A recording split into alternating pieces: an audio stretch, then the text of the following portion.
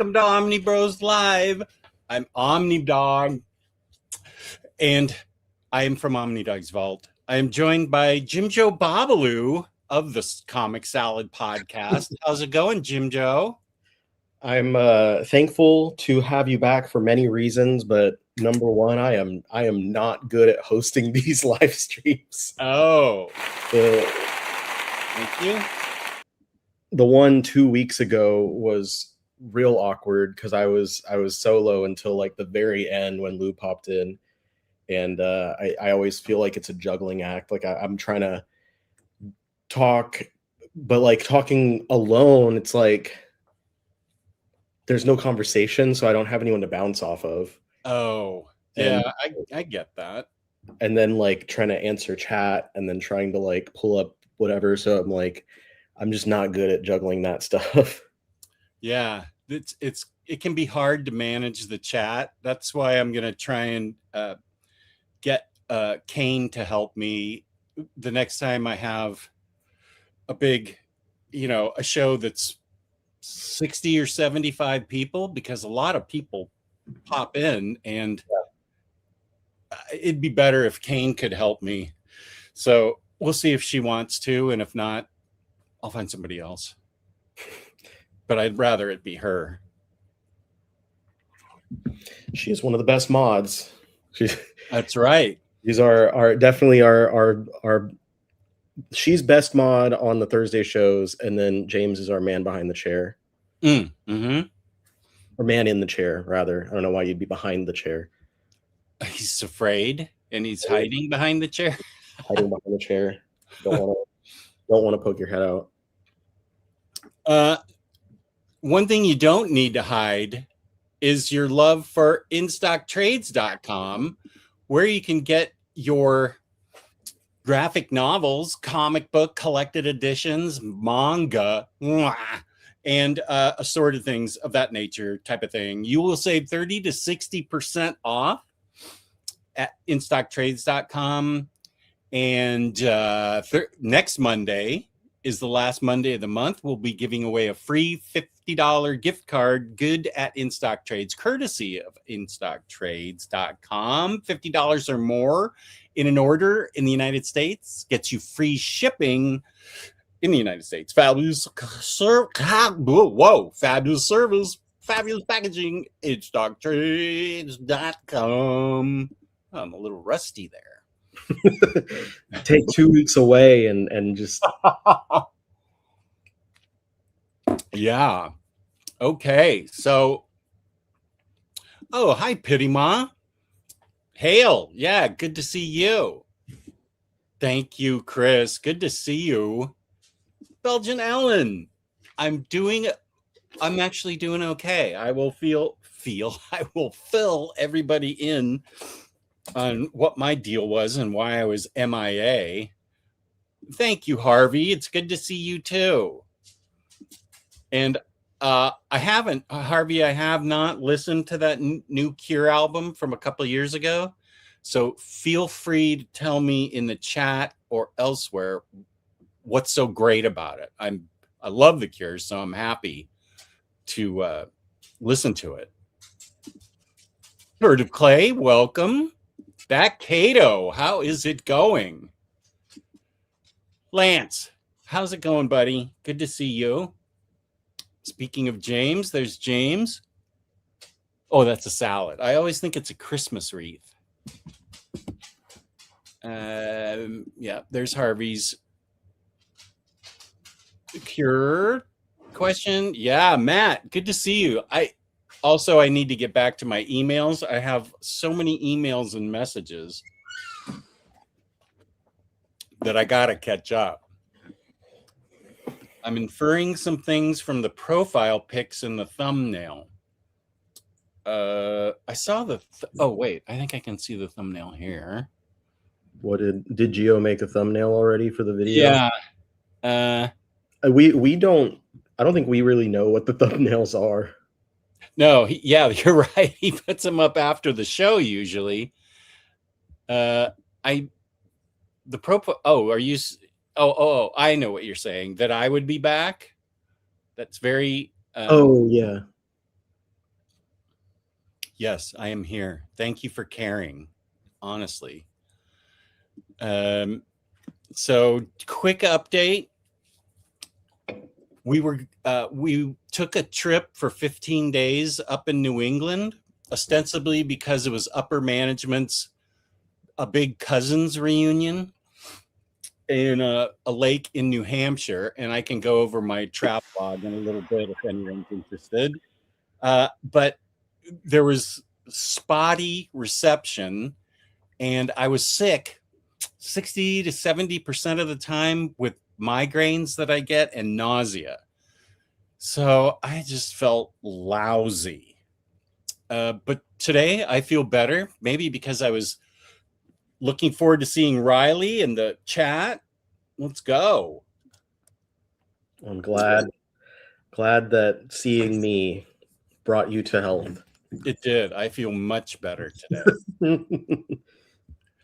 Doc Elevator agreeing that, the Cure album's amazing. There's Manga Geekdom. Thank you. Manga Geekdom. Did you turn on modify? Are we getting paid for this? Yeah, are we getting paid for that? Thank you. Like a Porky Pig. Did you tell him? Are we getting paid? Thank you, Manga. It's good to see you, even if it's in the chat. Oh, Nick Munoz, Lawyer to the Stars. Good to see you. Thank you, Nick. I have this book, Belgian Ellen, and I haven't read it yet, but I'm excited to read it.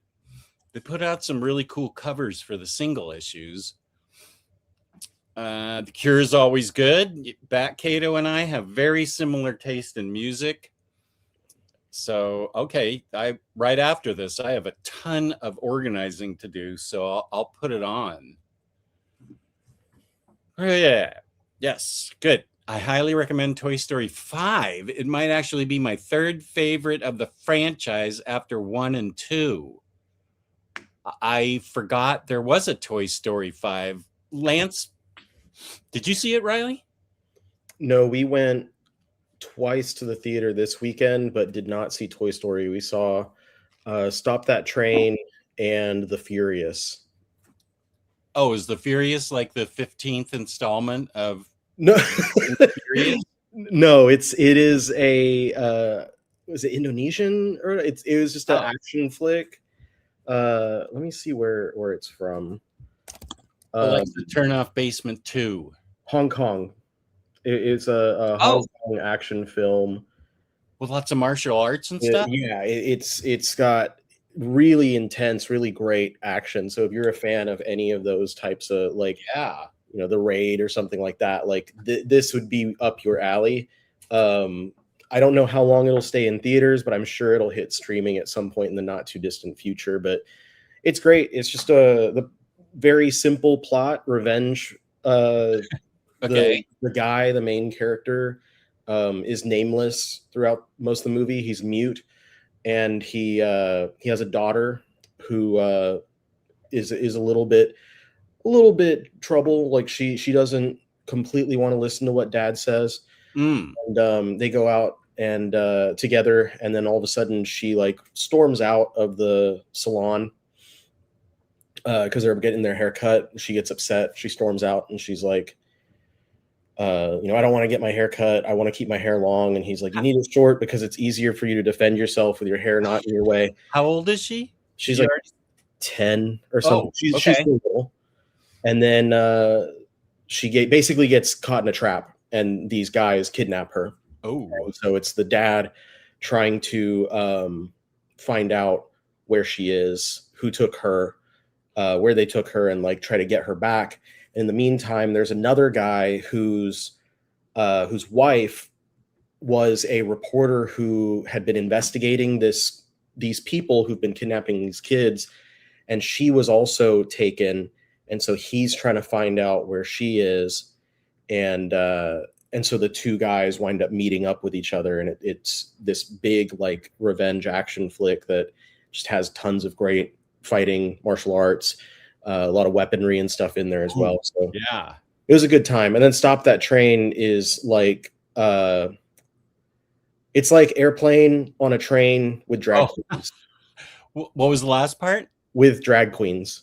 With drag queens.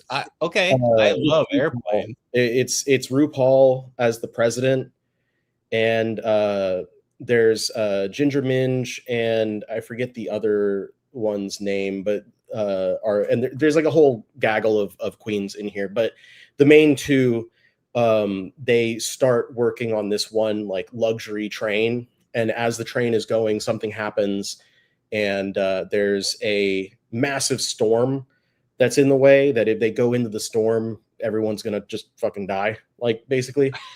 And so they're trying to figure out what they need to do to either stop the train or somehow make it through the storm safely. And so it's just this big mess of a disaster, and it's just great, just parody comedy throughout. Like very much, if you do like Airplane and like Naked Gun and stuff like that, the comedy is very similar to that. Ooh, yeah. And it's just very like just a million jokes a minute, just like constantly throwing lines at you, constantly like making references to stuff. I think it's written by Rachel Bloom, who was I think most known for being the showrunner for Crazy Ex-Girlfriend. Okay, what is Crazy Ex-Girlfriend?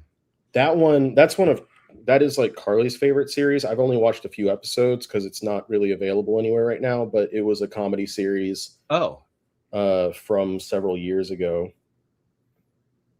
I didn't see. The only thing I saw, and I did see the whole thing, is Spider Noir.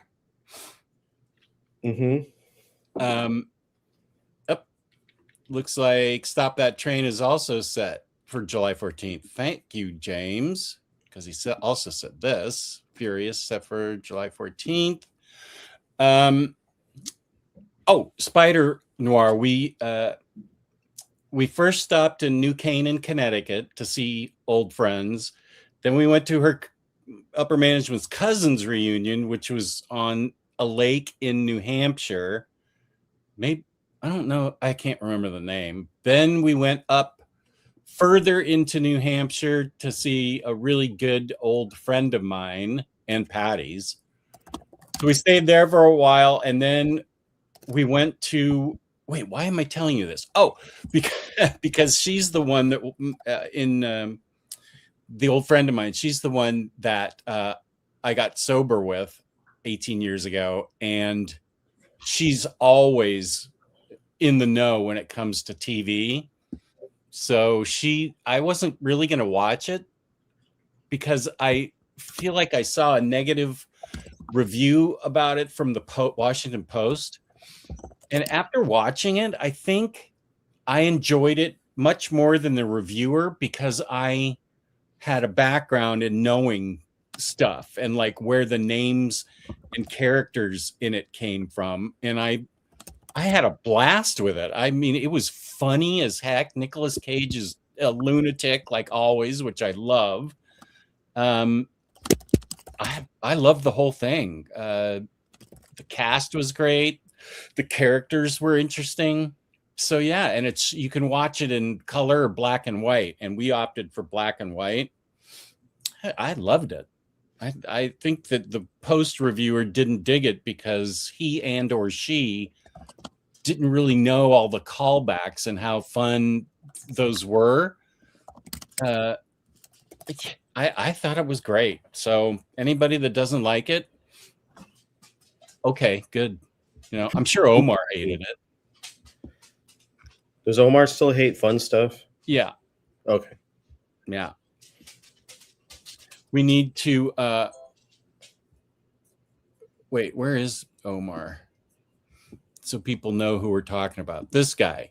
That's him hating on anything fun. Yeah. So yeah, Spider Noir, I dug it. I thought everything was cool. The whole premise was cool. I started watching the first episode. I think Amazon tells me I got like about halfway through, but I stopped because I was like, I don't know what's going on, and I should probably be paying attention, not watching it while I'm working. Mm.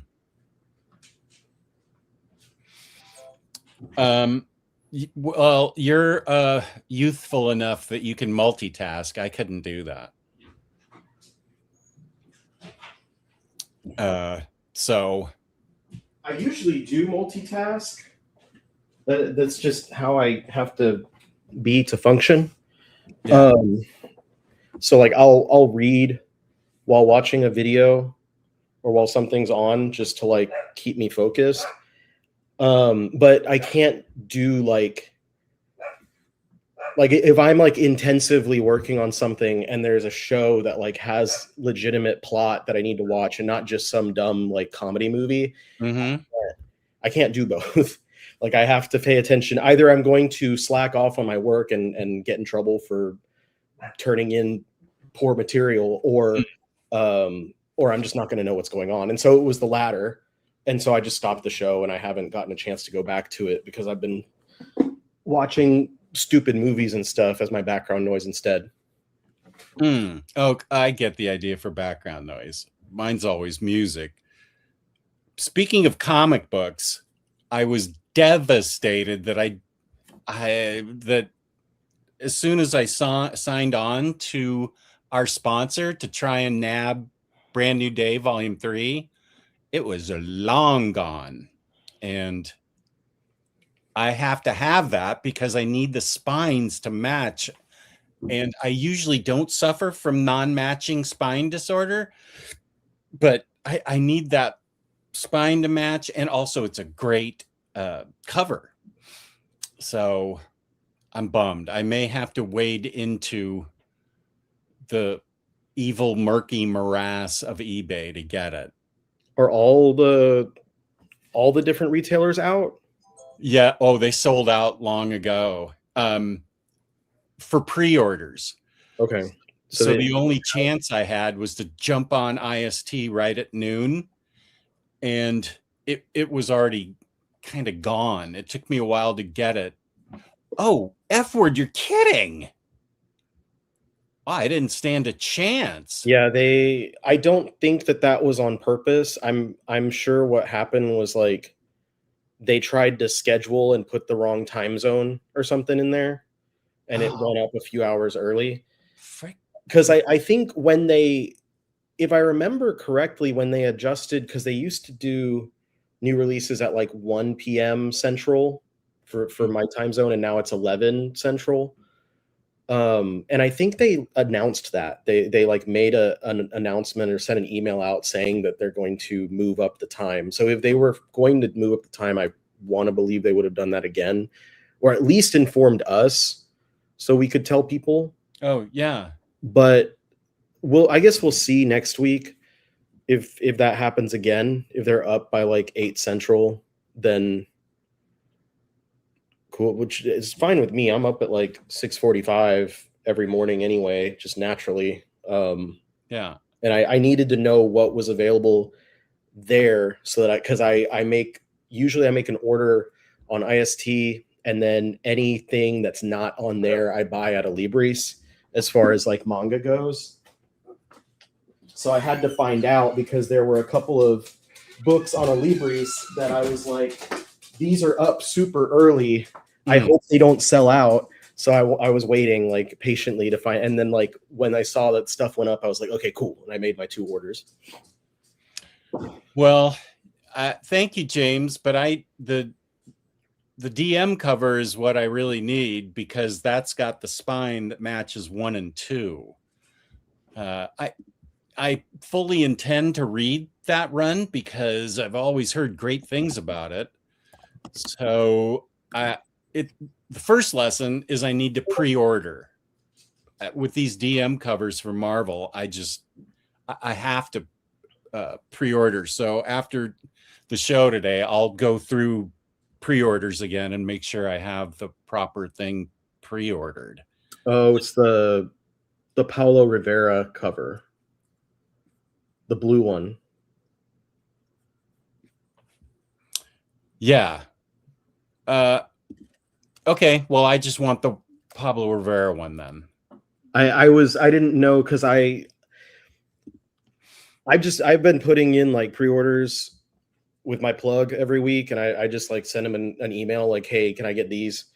And then sometimes he'll ask me what cover, and then sometimes he doesn't, and he didn't ask. So I'm assuming I'm getting the regular one, but I had no idea between them. I don't know what the spine looks like on the regular cover. Well, James just said both spines will match. Both spine. Okay. I didn't. That's the best cover, and I just want it. So, is it stupid? Maybe. No, I don't care. I want that book. I'm really my fault. I'm lucky that I don't care about the covers and stuff. Yeah, that's true. If both spines will match, maybe I should just get that. I haven't ordered anything from there in 3 weeks, so Razor Ramen will be happy to see me in a couple of Mondays because I will have a big Herkin haul. Doug's here and can't even match his socks. Okay. Yeah, James just sent me the picture of both spines, and they look pretty much the same. It's just the Spider-Man on the spine is in a different position. Can you post that or put it in here? Highlight it? Something? Yeah, I'll highlight it so that everyone can see it real quick. I may I may just go ahead and get it from IST. But this is good. Oops, sorry. The weekly spotlight sales, thanks, Eb, weren't even activated yet, so probably not intentional. I don't think it was. Okay. I already made my list with comics and trades to pre-order in July. That's the librarian in you, Ellen. You know exactly what to do. Okay, let's see. So the left one is the standard, and then the right one is the variant. I don't remember which issue the left one is from, but the right is from one of the One Moment in Time issues that Paulo Rivera did. I don't remember if he did the interior. I know he did the exterior art, but it was kind of a follow-up to One More Day. Okay. And it was a 4-issue storyline that expanded on like what actually happened during One More Day, so that like the viewer understood how the hex, or whatever you want to call it, actually worked. Okay, I might lose you for a sec because I'm in the small room, but I want to go see what the volumes 1 and 2 logos look like. The logos are probably the same. I have the spines. I'm sorry. I thought you meant like the Spider-Man logo on the spine. Oh, let's see. Spidey. Yeah, I guess it doesn't matter. Here they are. That's what they look like. So that actually matches up fine. Yeah, it looks good either way, as far as the spines go. Okay. Thank you, James. You talked me into it. There you go. Yeah. So now I feel less. Well, I better order that regular cover. I'm not going to get anything. This is the for my taste. This is the best of that Brand New Day era. Oh, outside of One Moment in Time, it was kind of pointless. But this it includes the entirety of the Gauntlet storyline, which I really liked. It may not have aged as well. I don't know, because I haven't read it since it originally was published in singles. Mm-hmm. But, I really enjoyed it at the time. The whole idea just being like Peter is constantly going through, like there's no breaks on this thing. And he's just constantly fighting villain after villain after villain, like going through the entirety of his rogues gallery. So he's going through the gauntlet. And it ends with like the big villain at the end has like their storyline, and it's like, I've been putting you through this so that I could come and get to you. Almost like a Nightfall type situation. I was just gonna say that's kind of like the Bane storyline. Yeah, it is kind of like that, but very interesting because each story is written by a different creator, much in the tradition of this era in the Brand New Day, or like the Spidey Brain Trust era. So you have some are better than others, but there's like, I think Vulture by Fred Van Lente, and Rhino had 2 single issues, one for each of different Rhino. I think both were by Joe Kelly. Zeb Wells did the Lizard. That one was really good.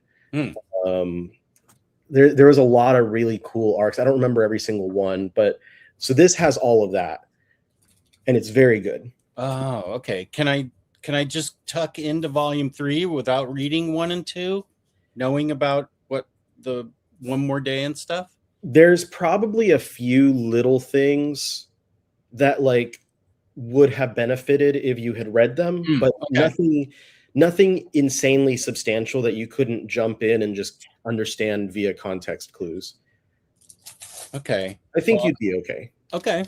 I need to get back on the one omnibus a month, because I was doing that, and I don't even know what's happened with the Invincible book club pick. I was supposed to read it this whole month. I took like 10 comic books and I never even got to the bag. So I'm going to have to go into my Discord and see what they've decided. Go ahead without me, which was probably the smart thing to do, or the sentimental thing, and stop reading comic books forever. Matt you are very kind to say this, Matt.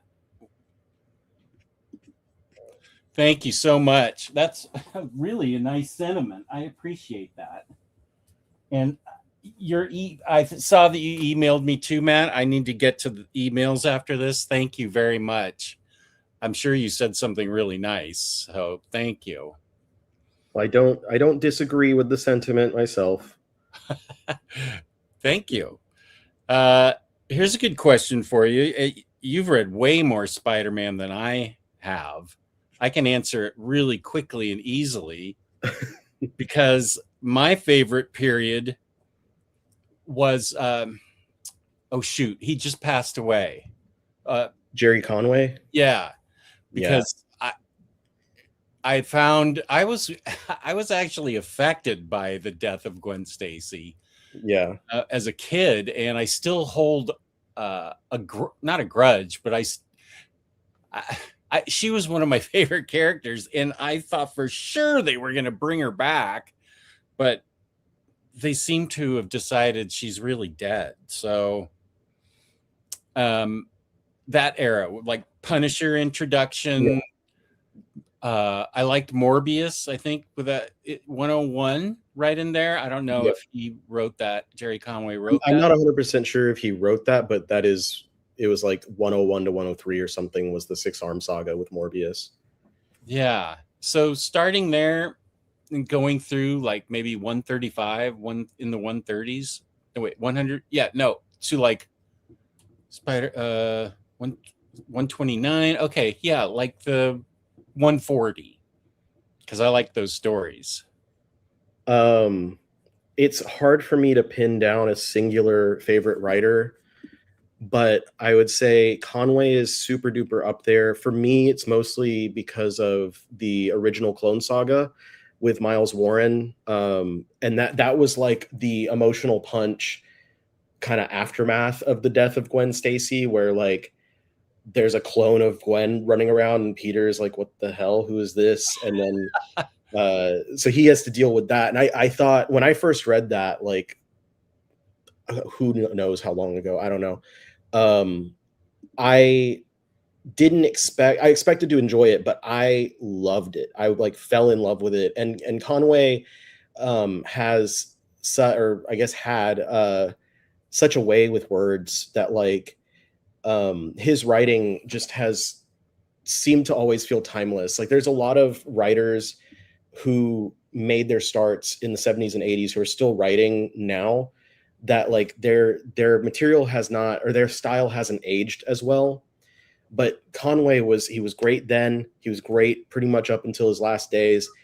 And anything that he wrote early in his career was still incredible now as it was. I'm sure I wasn't there when it hit stands, but I'm sure incredible now as it was back then. So Conway definitely stands because of that. Roger Stern is another one that I really love. Yeah. Specifically, I'd point to the Hobgoblin saga. I love that technically that never really got wrapped up. Like really there was no answer to who the Hobgoblin was, and they kept kind of switching things around.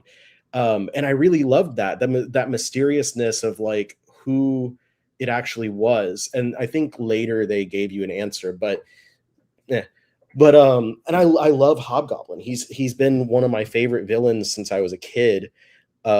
Even more so than Green Goblin. I couldn't tell you why. I don't even like orange more than green as a color, but I loved Hobgoblin, and Roger Stern's entire story arc with that was incredible.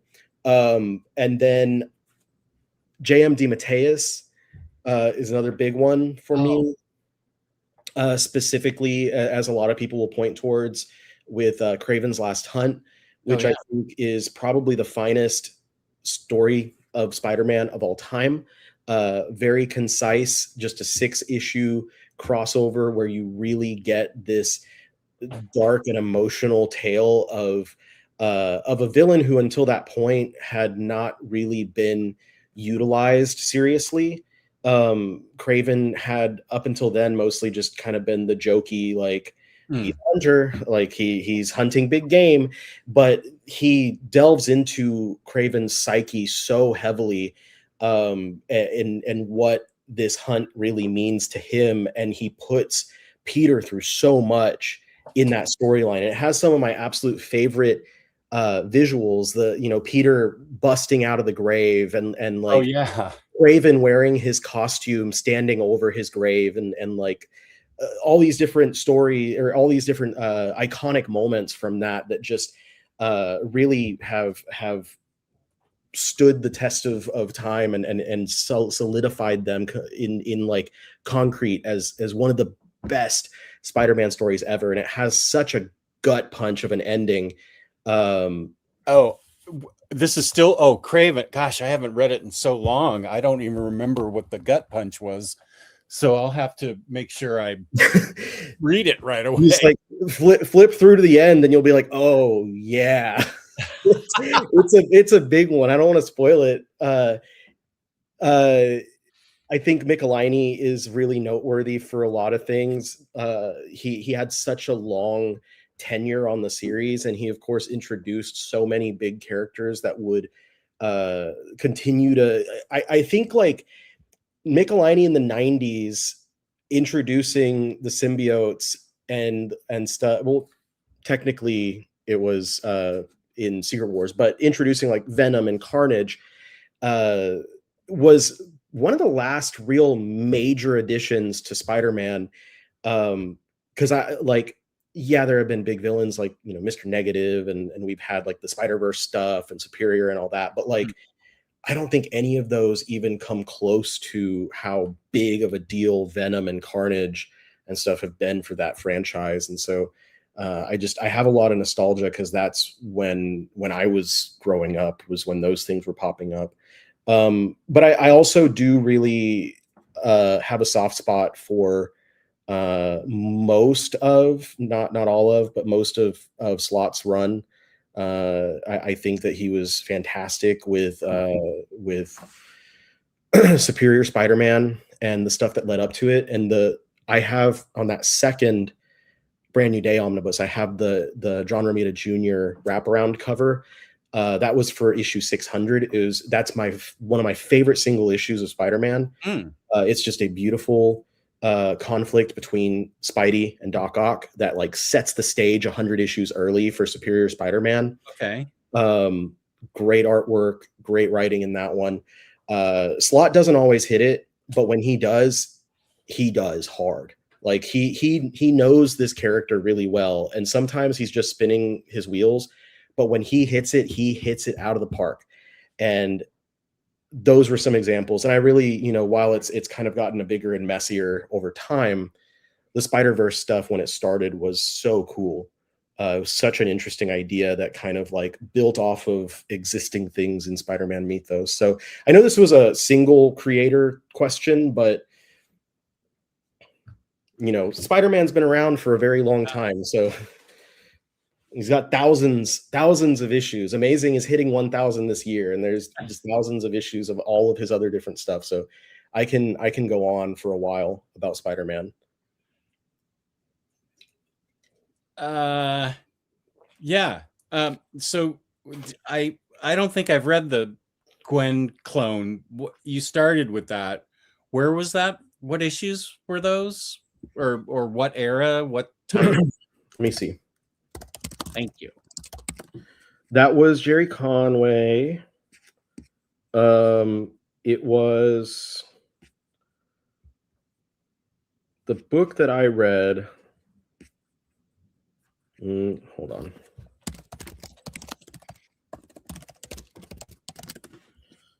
Specifically, I read a paperback back in the day called Clone Genesis, and this was published in 1995. I didn't read it in 1995, but that's when it was put out. Okay. I don't know which issues those were. It doesn't say on the Amazon. Let me see if I can find it. Okay. I can figure it out. Oh. Hey, dude, how's it going? What's up, guys? How you doing? We're talking Spidey Man. Spidey Man? Yeah. It's issues. God dang it. Go away. Stupid. Support the website. Yeah. 141 through 151. Are we talking about our favorite popcorn bucket Spider-Man stuff? Yeah. Oh, is that what that referred to in the chat? Popcorn? Oh, we haven't looked at them yet? That was the one that I forgot it was coming out. Jess responded to me that maybe that's not a good topic for the show.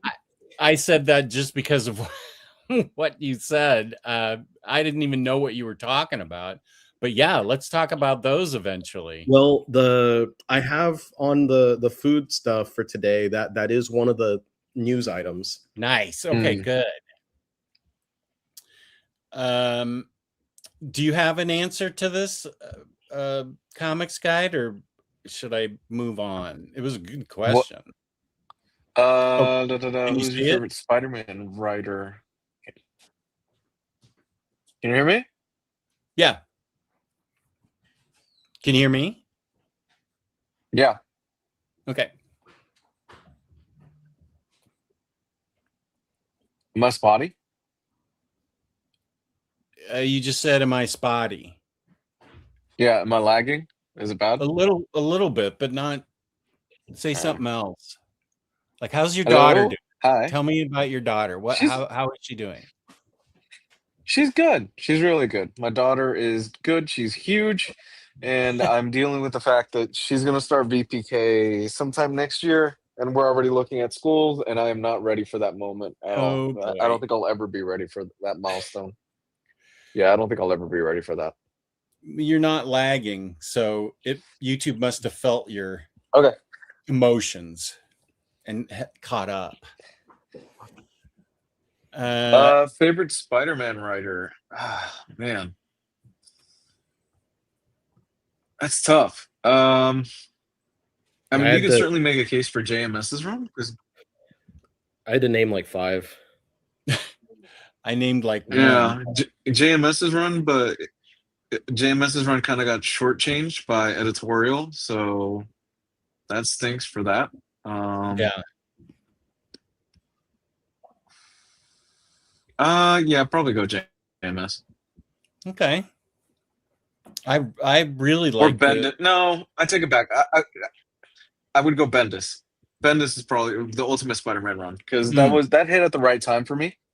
Because I was probably 10, 11 when that run first started coming out, and I followed it pretty well into its late years. that's that's where I haven't finished that, but we were just talking about Craven.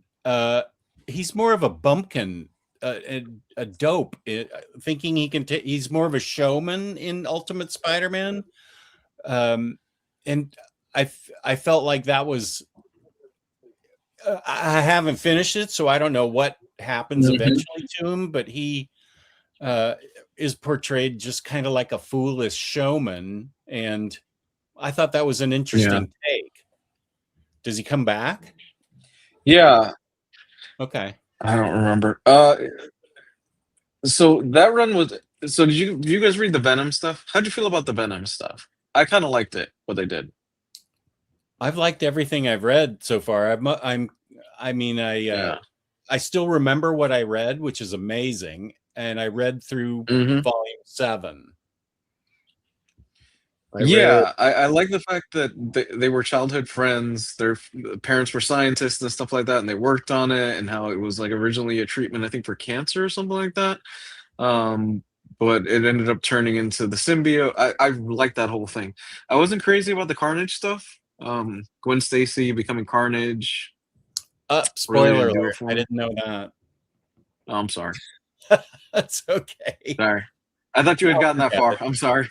I'll forget it. So it's okay. I want to show something.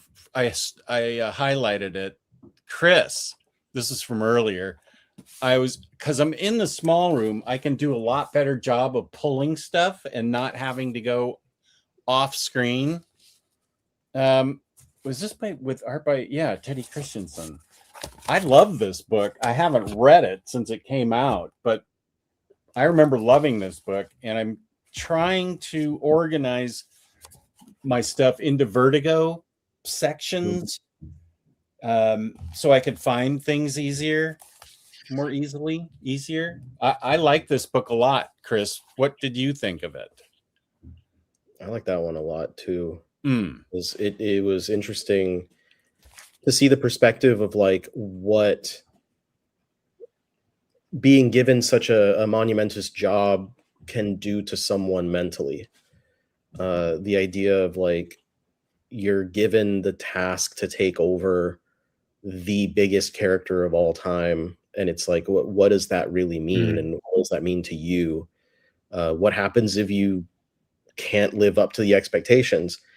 It's funny because like Steven Seagal only wrote like 10 or a dozen issues, I think, of Superman. So it wasn't even like he stayed on the title for that long, if I recall correctly. I think It's a Bird was probably more memorable than his actual Superman run. I can't remember if I read his Superman run. I read this and I was satisfied. I don't think I remember. I don't think I remember the fact what his Superman run is. I don't think I have it in a collected form. I'm not sure if it has been collected. It was Superman Volume 2, number 190 to 200 from 2003 to 2004. Oh, I'm sure that's still in stock. So I'm not 100% sure. Let me see list O collected editions. This is how out of the loop I am. I thought we were talking about Steven Seagal, the failed '90s icon. I'm like, he wrote comics. Steven Seagal wrote a Superman comic. Yeah, I know. That's tricky. I just read the greatest script of all time. Who wrote it? I did. I did, kid. He'd probably insert himself as Superman in the comic.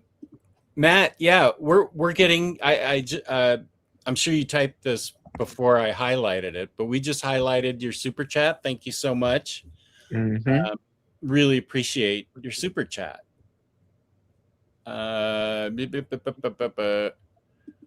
Okay, my volume 1 and 2 match this is for Brand New Day volume 3, which I just ordered from instocktrades.com. And no, I do not get a special discount. I should, but I don't.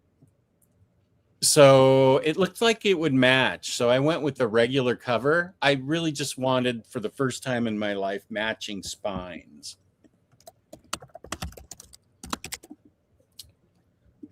Then Lente means spring in Lente means spring in Dutch.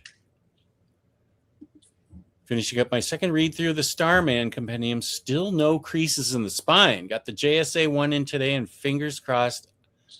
I haven't heard any complaints, or if they have, they haven't registered with me about these compendiums. I felt like people felt like the problem had been solved.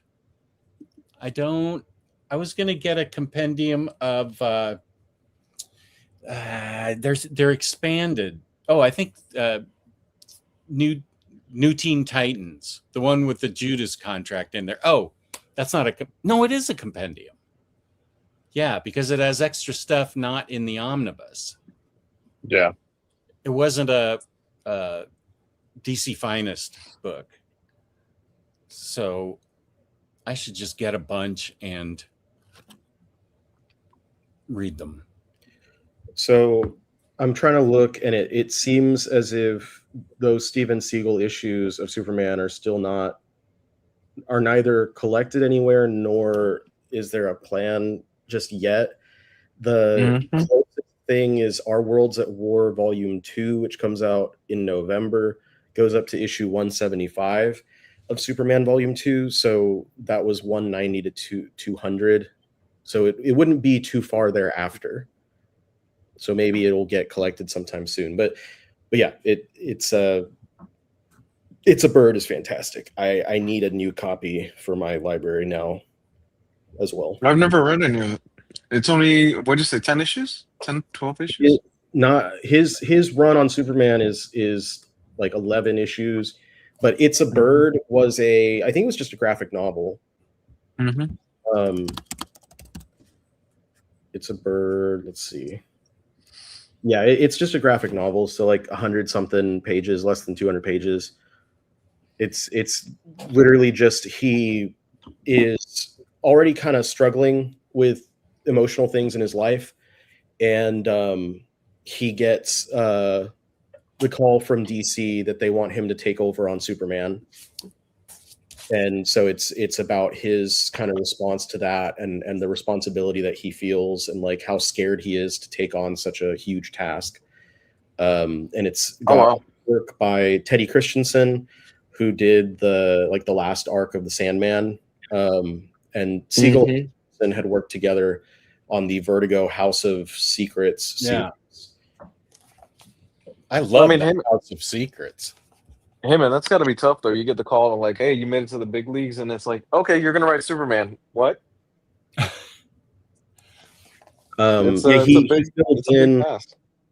He was replaced by Jim Lee and Brian Azzarello, Superman for Tomorrow. So he was half of that team was good. He was coming off of what was Superman Volume 2 189? Who was right before him? It might have been. I mean, Jim Lee's always a good artist. Azzarello is Azzarello. Jeff he can Johns sometimes write really well. Are we're talking about For Tomorrow? Yeah, that one was not a great story, but the artwork was fun. Yeah, I didn't upgrade from paperback. Is there anybody, another modern day writer that has more of a checkered hit and miss than Azzarello? Ooh, this is a great topic.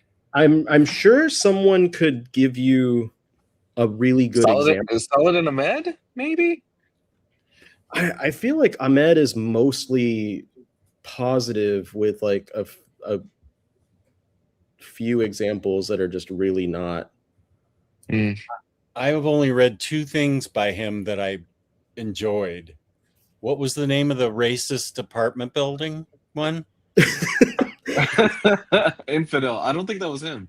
Oh, that wasn't him. Okay. That That wasn't him. was Ram V.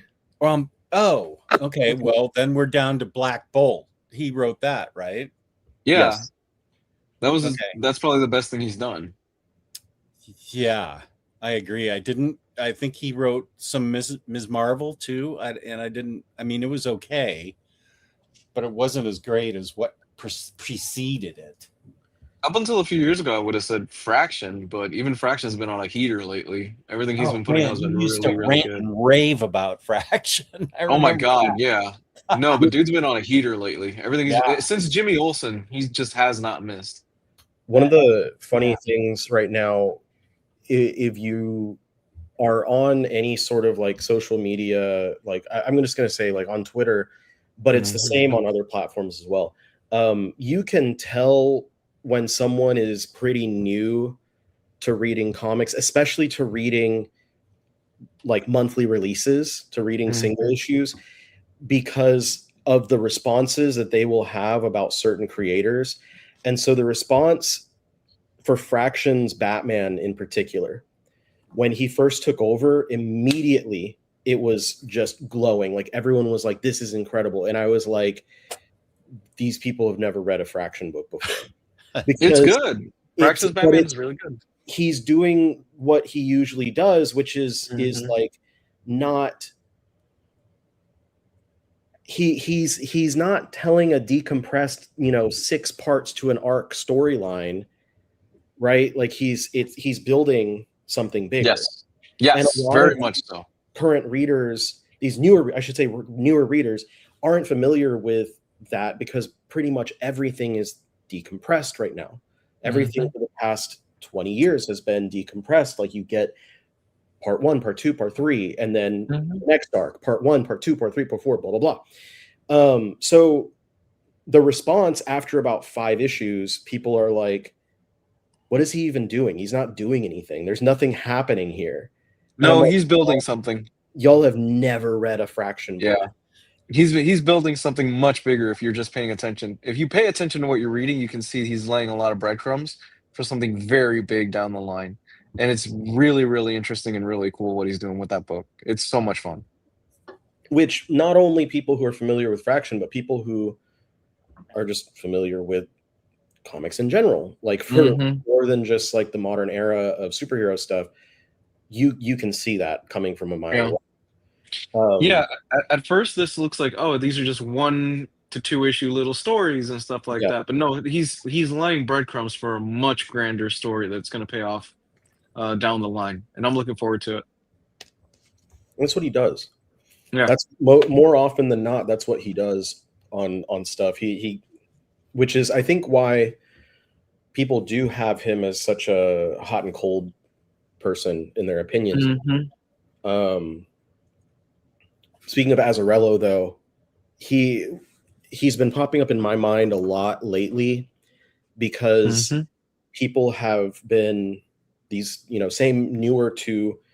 There's nothing wrong with being new to comics and stuff. Like everyone starts reading at some point, obviously. Like, I wasn't born in 1930. Easy. I'm not talking about you. I'm talking about being old enough to read when Superman first hit stands. You were not. But I wasn't around, for the inception of this stuff. Everyone's new at some point, but like, true. I guess just the way that like social media works, and because everything's so prominently online now, and everyone enjoys having a voice, which there's nothing wrong with having a voice, but the issue is that those voices carry, and a lot of people start like taking things that random people say as like gospel truth, and there's a lot of dismay towards Garth Ennis, or there had been for a very long time. Every time I log online, there's people shitting on Garth Ennis, and I'm like, y'all have never read anything by Garth. If this is what you're saying, and after a while of reading all these, really stupid takes of people who've never actually engaged with his work, I realized, I was like, Brian Azzarello is who you think Garth Ennis is. Ooh, I like that. That's great. Like, I love, and Ennis is probably top 10 for me. Brian Azzarello, I love less than a handful of things that he's done. I've read a lot of his work. Ennis is top 5 for me. Easy top 5. The thing with Ennis is, when Ennis is in his bag, which is usually he's telling war stories or military stories or Punisher stories, there's very few people, I would argue, that are probably just as good as he is when he's doing that. Yeah, I agree. But there are times when Ennis goes a little bit too childish and too immature, even for my taste, where I'm like, come on, man. Like, that's low-hanging fruit or something like that. And I'm just like, it didn't work for me. Yeah, okay, keep going. But Ennis is without a doubt top 5 for me. Read his Punisher stuff. Read Fury Max. How great is Fury Max? That's a book we keep talking about on here for years. Yeah. And how he ties in the Bay of Pigs and all that stuff. It's really good. Preacher is fantastic, even though a lot of the stuff is probably a little bit dated now, and it wouldn't hit like it did in the 90s. It's very much a thing of its time. Preacher is still like one of my favorite series of all. It is Hellblazer as well. Hellblazer, yeah. His Hellblazer is Hellblazer stuff.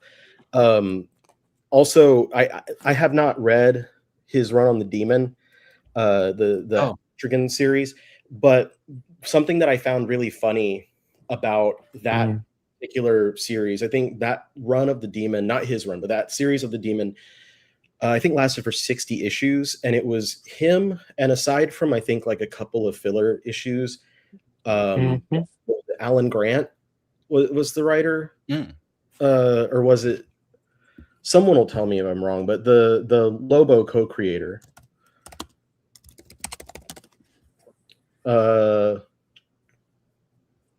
I guess not but the Lobo writer. There's a reason I'm citing Lobo in particular. God damn it. The first part, it was Alan Grant. So the first chunk of the series was mostly written by Alan Grant. The second chunk was written by Garth Ennis.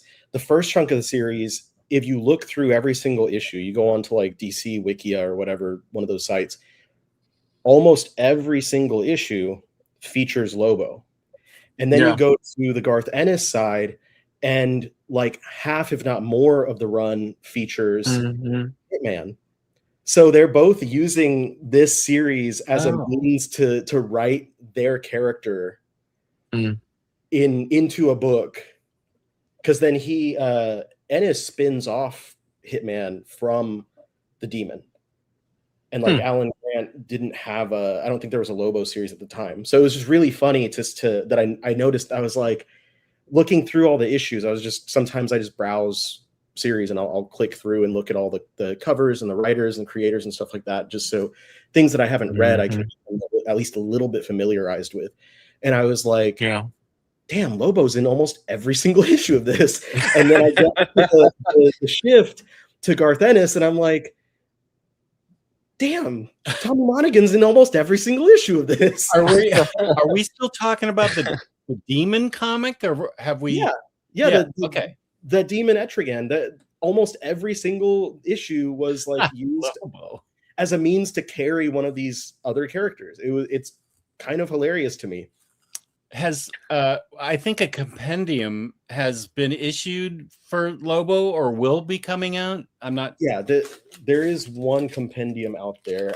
No, it's one compendium. I didn't mean to say Lobo. I meant to say the Demon. Has anything been collected that would show us the Garth Ennis and Alan Grant stuff? most of the Ennis run has been collected in one way or another. I think the paperbacks, the specific Demon paperbacks, might be out of print, but there is, if you pick up the Hitman Omnibus, which is why this was on my mind, the Hitman Omnibus has like most of Ennis's run, because most of his run featured Hitman, and they made the two Hitman Omnis extremely complete experiences for that character. Oh, okay, in this room, I can pull all titles spoken about. Which issues? First of 2 volumes, the Demon 42 through 49, and then 50 through 58. So 42 through 58, and then a couple odds and ends collected. So literally, I think he wrote 40, but maybe not 41, and then he wrote up to 60. So there's like less than a handful of issues missing between the two. Oh, okay. So this is Garth Ennis's Demon then. Okay.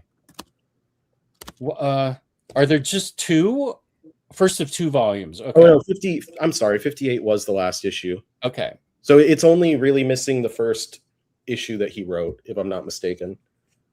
The first one features issues 40, and it then goes to 42. Demon it's complete. Okay, between those 2 books, that is the complete Garth Ennis run. Okay. I've read this originally, but I haven't read them in a long time. I didn't know these were out of print. But I think one of them at least is. Okay. I think that the only criticism I have of Garth Ennis is, except for Hitman, I found his sense of humor lacking. Like his Dastardly and Muttley Hanna-Barbera comic, not good at all. And then he had that parody of James Bond that was not funny at all, and it was supposed to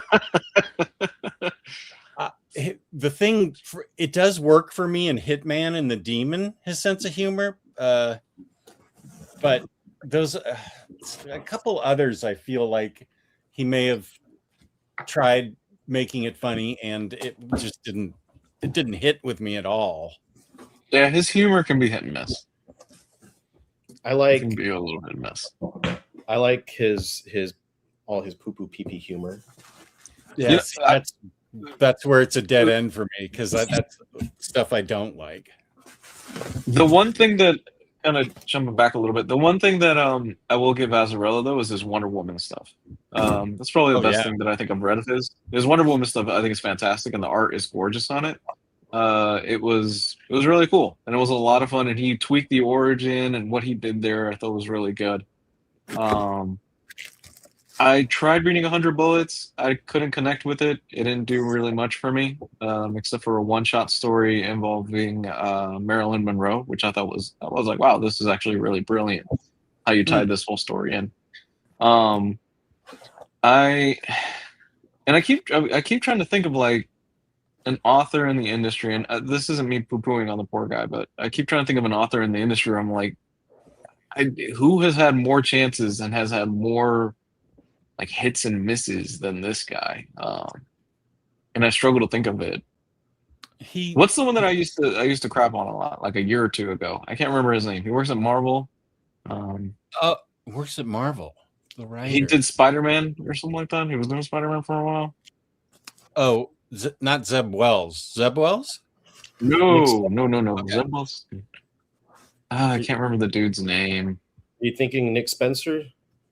No, not Nick Spencer. Nick Spencer is a talented writer. Steve Orlando. Thank you. Yeah. How dare you? The writer that made Scarlet Witch interesting and fun. However, remember his JLA? Yeah. Yeah.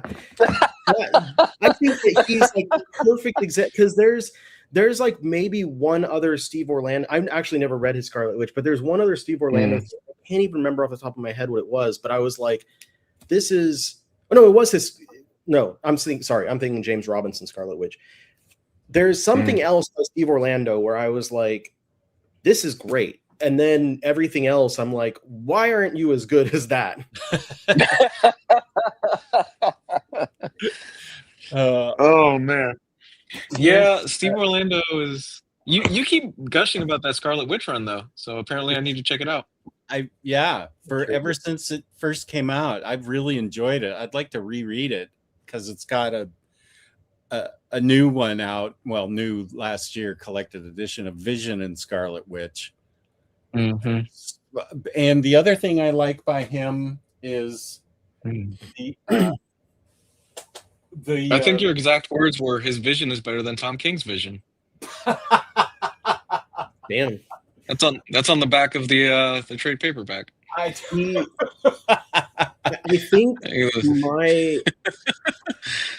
think my opinion on him, the positive one might have been his Midnighter stuff. I was just looking at that, and I was going to say the same thing. I really like that. I think that's what I read, where I was like, all right, and then everything else, I was like, what the fuck?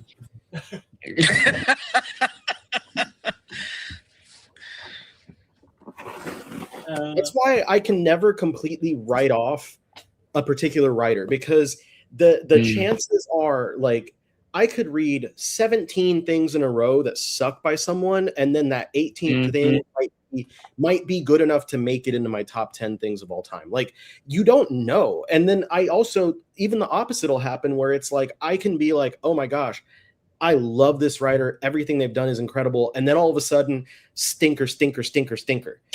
Like, it happens both ways. And it's funny, like, so many people you'll see will get hung up on just hating certain writers. Like, man, I can't I can't stay in that lane. You never know. You never know. Like, it might be just like the proper inspiration hit them and they just hit magic, or maybe the artist that they're partnered with.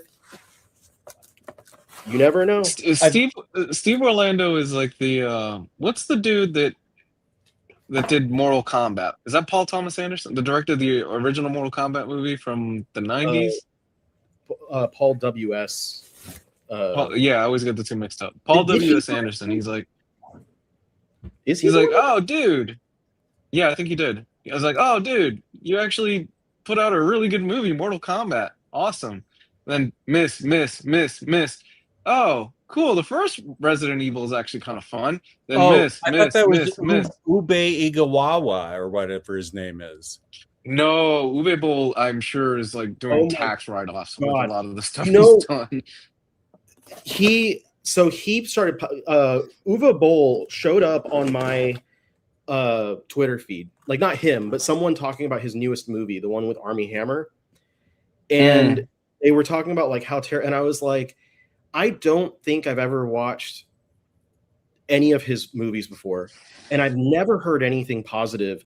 So I was looking at all his movies on Wiki, and I clicked on the article for the Postal adaptation, his adaptation of that video game. And the first paragraph, I'm not even going to try and say what it says, because it was like, oh my God, this is probably the most offensive thing that's ever been made into a movie, to my knowledge. So I immediately found it on Tubi and I watched it, and it was so bad. Like, I cannot decide for you if I think that it was hilariously bad or just plain bad. It was definitely not so bad that it was good. It was so bad that I was sitting there like mouth agape for 2 hours. Like, how did this actually, how is he getting funding at the end of the day? Is he the one whose wife is Mila Jovovich? That's Paul Anderson. He did as well as Mortal Kombat, he did all the Resident Evil movies. Okay. So that's why Mia is like front and center in those. Actually, were they married before that or after those started? I'm gonna look. I think they were married 7 years after the first. Yeah. So the first one was 2002 and they got married in 2009. I don't know if they met on the set of those movies, but she's right in she plays the main character on all of them. Can I tell you, those movies are a real guilty pleasure of mine. Dude, I'm not gonna try to gum you up about it because they're a lot of stupid fun. They are. I have the Steelbook box set, and I look at that and just go, "Why do I own this?" And I'm like, "Yeah, they're stupid and they're fun movies." Before we move on, I love this series too. Speaking of Garth Ennis, the Oh, Complete nice. Or Midnighter. This book is, I really like this book, and the art in it is beautiful, and the writing, I think, for Midnighter, the more I need more Midnighter in my life when he's really well written. They've made him a really interesting character, and I would love to do I'd love to get all the Midnighter stuff that ever existed, but I think it's only these. The only things I have are these two trade paperbacks, Mm-hmm. and then Who's the Authority. Do it now before Pride Month is over. Okay. Who's the stronger writer? Here's a question: who's the stronger writer, Warren Ellis or Garth Ennis? Oh man. Oh, That's tough. That's a little tough. there hasn't been a thing that Warren. I haven't read everything, but I have a complete shelf dedicated to him. Mm-hmm. Before he removed himself properly from life. I think I like his writing. Everything I've read, I've liked 100%. Like Garth Ennis and that humor thing. Yeah. Just, I mean, you ruined Dastardly and Muttley. So how do you do that, man? I mean, it's Transmet versus Preacher. You know, it's Punisher Max versus the Authority. Even the one thing that I'm really sad about, and peace and love to everybody out there. I get it about Warren Ellis, and I'm not promoting him at all. Mm-hmm. I did enjoy Injection and a lot. I think that was one of those books that got wiped out from his hard drive, the rest of the series. So that's why we haven't seen it. Yeah. I mean, I even like that. And it was cut off in the middle of the run. I forgot about that series. Yeah. Yeah. Did he ever finish Trees? No. Forgot about that No. one. That might have been on the hard drive too. I really enjoyed Trees. Is that legit? Did he like have a data thing? Yeah. Damn. I'm not sure when it happened. I feel like maybe in the 2000. What year is this? Jesus, how do we get to 26? Ellis also wrote Castlevania. Oh yeah, Netflix. that was. I loved that series when he was. Yeah. I think maybe around 2012. Maybe somebody can correct me, but he didn't back up anything. Apparently, he's not tech savvy. Can you imagine somebody not being tech savvy in this day and age? Good heavens, what's going on there? There we go. But he didn't back up anything, and he had some big computer crash and wiped out all these books that he had already written. Yeah. And Bat Cato trying to get us all wound up. This is how the Golden Abrams became a thing. Spidey and Henry Abrams. Thank you, Matt. I appreciate that. Oh, here. Gwen Stacy clone ASM 144 and forward. All the way to issue 1000. What? 144 to 1000.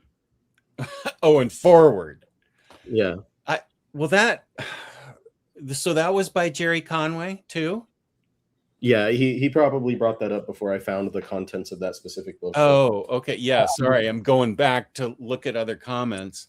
Well, that I feel like I probably read the beginning, but I don't remember it at all. That was the good shit.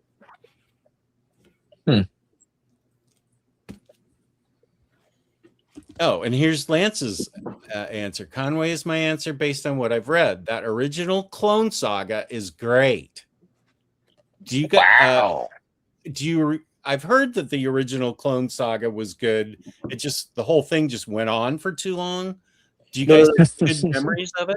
That's the 90s Clone Saga that you're thinking of that went on, because that went on for like what was it, like 4 years, 2 to 4 years or something. Oh, so this is an earlier Jerry Conway thing. Yeah, okay. Conway did Clone Genesis or original Clone Saga, however you want to call it, and that was back at issue the contents of that book that I mentioned, or like Matt said, starting in issue 144, and that's where you're introduced to Miles Warren.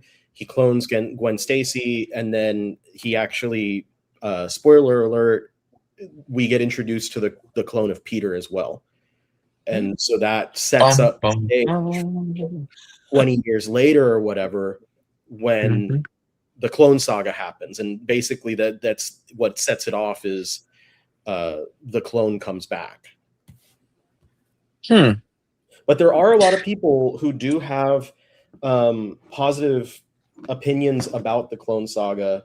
People who like it, that, you know, either because they were reading it at the time when it was coming out and it's nostalgic for them, or people who are like, it's not actually that bad, it just kind of went on for a little bit, but when you have it all, better. But that the OG Clone Saga, that first from the 70s, was magic. That was lightning in a bottle. And those people are wrong. It's okay. I've always avoided it like the plague, because of I've heard nothing but horrible things about the Clone Saga. So maybe one day, when I'm old and I'm retired and I have a lot more time on my hands, I'll sit down and read all 4 years of the Clone Saga. However, you think you're going to have more time on your hands? That's true. Yeah, that's true. Then you just get migraines. Yeah. Yeah. Okay. I don't know. Is it really as bad as people say it is? All of it? All together? I have not read all of it, so I couldn't say. I've read most Spider-Man from beginning through like Michelinie's run before the Clone Saga, and then I've read like almost everything from JMS to now. So there's a gap. I have the same gap for the X-Men. It's funny, like almost the exact same years. I've read everything from 1963 to like basically about Age of Apocalypse, and then between Age of Apocalypse and New X-Men is like nothing, and then after New X-Men it's almost everything. Here's some Ellis stuff. Saki says Man Called Kev is good Authority spinoff. That's in the Omnibus Volume 2 now for Authority. I haven't ever read it. But Reaper's here. Good to see you, Reaper. Injection had 2 more arcs to go. That was so fucking good. Ellis, I much prefer to Ennis. Jess is right about the hard drive. Ellis lost his outlines and plots for many series, took it to a repair center, and they shuttered their doors a week later. Wow. Oh, my goodness. They thought it could be recovered, and he lost the whole thing? What I will say is, at the very least, he released that final issue of Planetary. I am very thankful, because I'm gonna say, it seems like it's probably the unpopular opinion, but I'm gonna say I prefer Ennis over Ellis, because the only Ellis things, there's really only 2 things of his that I would even place anywhere in my upper echelon, and it's Transmet and Planetary. Planetary is up there like top 5.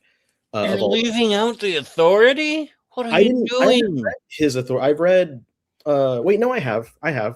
Yeah, and you meant to say Planetary and Authority, right? No, I didn't. I really didn't. I think his authority is good, but I don't think it's like up there with either Planetary or Transmet. And I didn't enjoy Transmet more than I did any of the big Ennis things, like Hellblazer, Preacher, stuff like that. Planetary, I think I would put above Hellblazer, but I don't know if I'd put it above Preacher. But Preacher was like... Wait, who? Oh, okay. I see who you're comparing. Got it. Preacher was one of those, like, this got to me at the right time in my life type of things. So it's Planetary is probably a better book than Preacher, but Preacher means more to me than Planetary does. Planetary is such a fascinating book because it took so long to come out. You could see John Cassaday's art change so dramatically as the series goes on. And not only that, Ellis's writing changes a lot too. Both of them are so different from when that book first started out to where they end up towards the end of that series. It's crazy. The improvement in Cassaday's art is insane.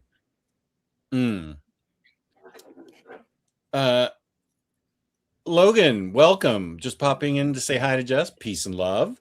Thank you for your thoughts, Logan. I appreciate that. I'm feeling much better. Thank you. Oh, Lou, have you seen Toy Story 5? Lance thinks it's his third favorite Toy Story after 1 and 2. I don't acknowledge anything past Toy Story 3, so I don't know what you're talking about. No. It's a very sore subject in this household. That's why I brought it up and highlighted it. No. I do want to see it because apparently I've heard mixed things actually. I've heard it's a really good movie. And it's Jesse's story, which I'm like, yeah, that tracks. That makes sense. It would be Jesse's story. This is the current one, 5? Yeah. Okay. 5 is apparently Jesse's story. Okay. I'm like, okay, that tracks. I'm kind of just waiting for the inevitable Toy Story movie when they all realize, oh, we keep playing dead around these humans. What if we just kill all the humans and then we could just live our lives freely and we don't have to worry about these people anymore and we could just be free. That is such a... Oh, we got to get that plot to somebody that can make it. Toy Story 6 is just the toy uprising where they just eventually start going after humans because it's like, we want to be free. We're tired of having to fake like we're not real and alive. Toy Story 6, The Rebellion. I heard there you go. 6 is happening and it's supposed to be the end of like Bonnie's. But my question and my only reason of bringing it up is if we've seen Buzz and Woody's and now Jesse's stories, who do you want to see next? Like who do you want it to if it's going to come out? It will, because this is making a lot of money. I'm just saying, like, you can't say like I don't want anyone's story. It's going to come out. So who would you most want to see as the focal toy? I don't fucking know. Mr. Potato Head.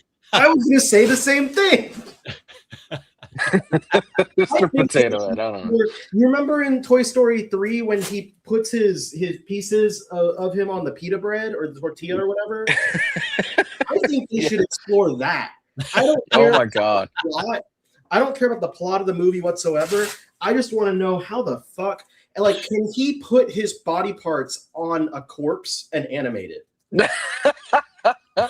Well, I mean, hold on. Like, technically, Forky is not a toy. He is just a bunch of pieces of household items that are put together. So, does that mean anything can become sentient in this Toy Story universe? It's almost part of the same like idea.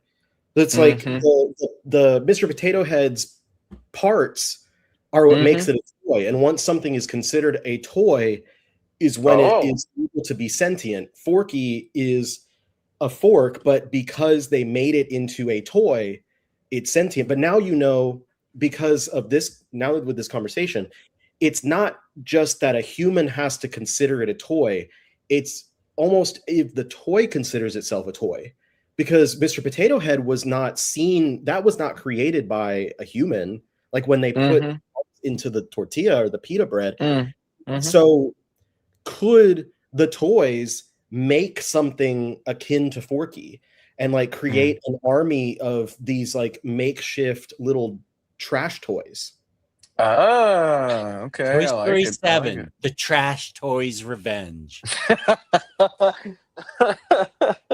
Basically, it's just another version of Small Soldiers, right? Isn't that what we're kind of pitching right now? Yeah. I love Small Soldiers. That was a good movie. I think I'd like to see the backstory on Slinky Dog. Oh, wow. Oh, rest in peace, Jim Varney. Oh my gosh. Oh, that's right. He's the one that did that. Okay. Yeah. Yeah, that was Jim Varney. I can't pick whoever Don Rickles was. Who was he again? That was Potato Head. The Potato Head. Okay, which It was Potato Head.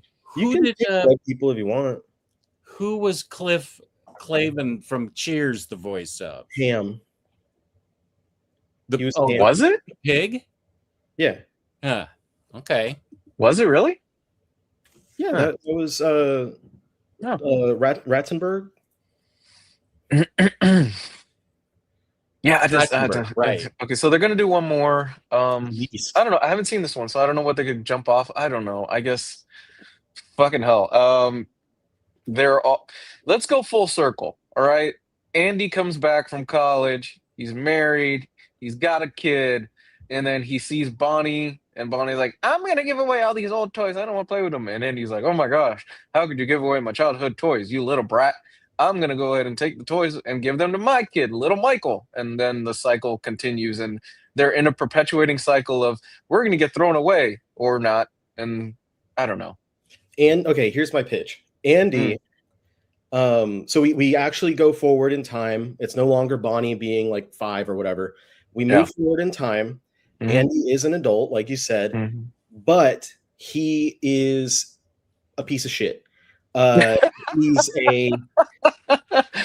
he has like no job. He has nothing in his life. Got it. He was at January 6th. He was a January 6er. His wife left him. She took the kids. He took the dog. He's got nothing. And to make money, he's been hitting up thrift stores and stuff to resell on eBay. He's one of those guys. At this point, he pretty much looks like Al from Al's Toy Barn. It's kind of uncanny to the point that you question his actual father's identity. Oh my God. So he finds out how much all of his old toys are now worth. And he decides he's going to steal all of his toys back from Bonnie so that he can resell them. He successfully takes them because Bonnie at this point is grown. She left the house for college. She has aspirations. And her mom just has the toys like in a box. And so Andy basically like schmoozes his way in and then like pretends to go to the bathroom and then goes in the box and then just runs, like jumps out the window or something. He runs away, goes home, prices them all. He keeps them in little plastic containers. He sends the stuff off for like grading. Like he sends Woody and Jesse off to CGC or whoever grades. Oh my God. The toys get separated entirely.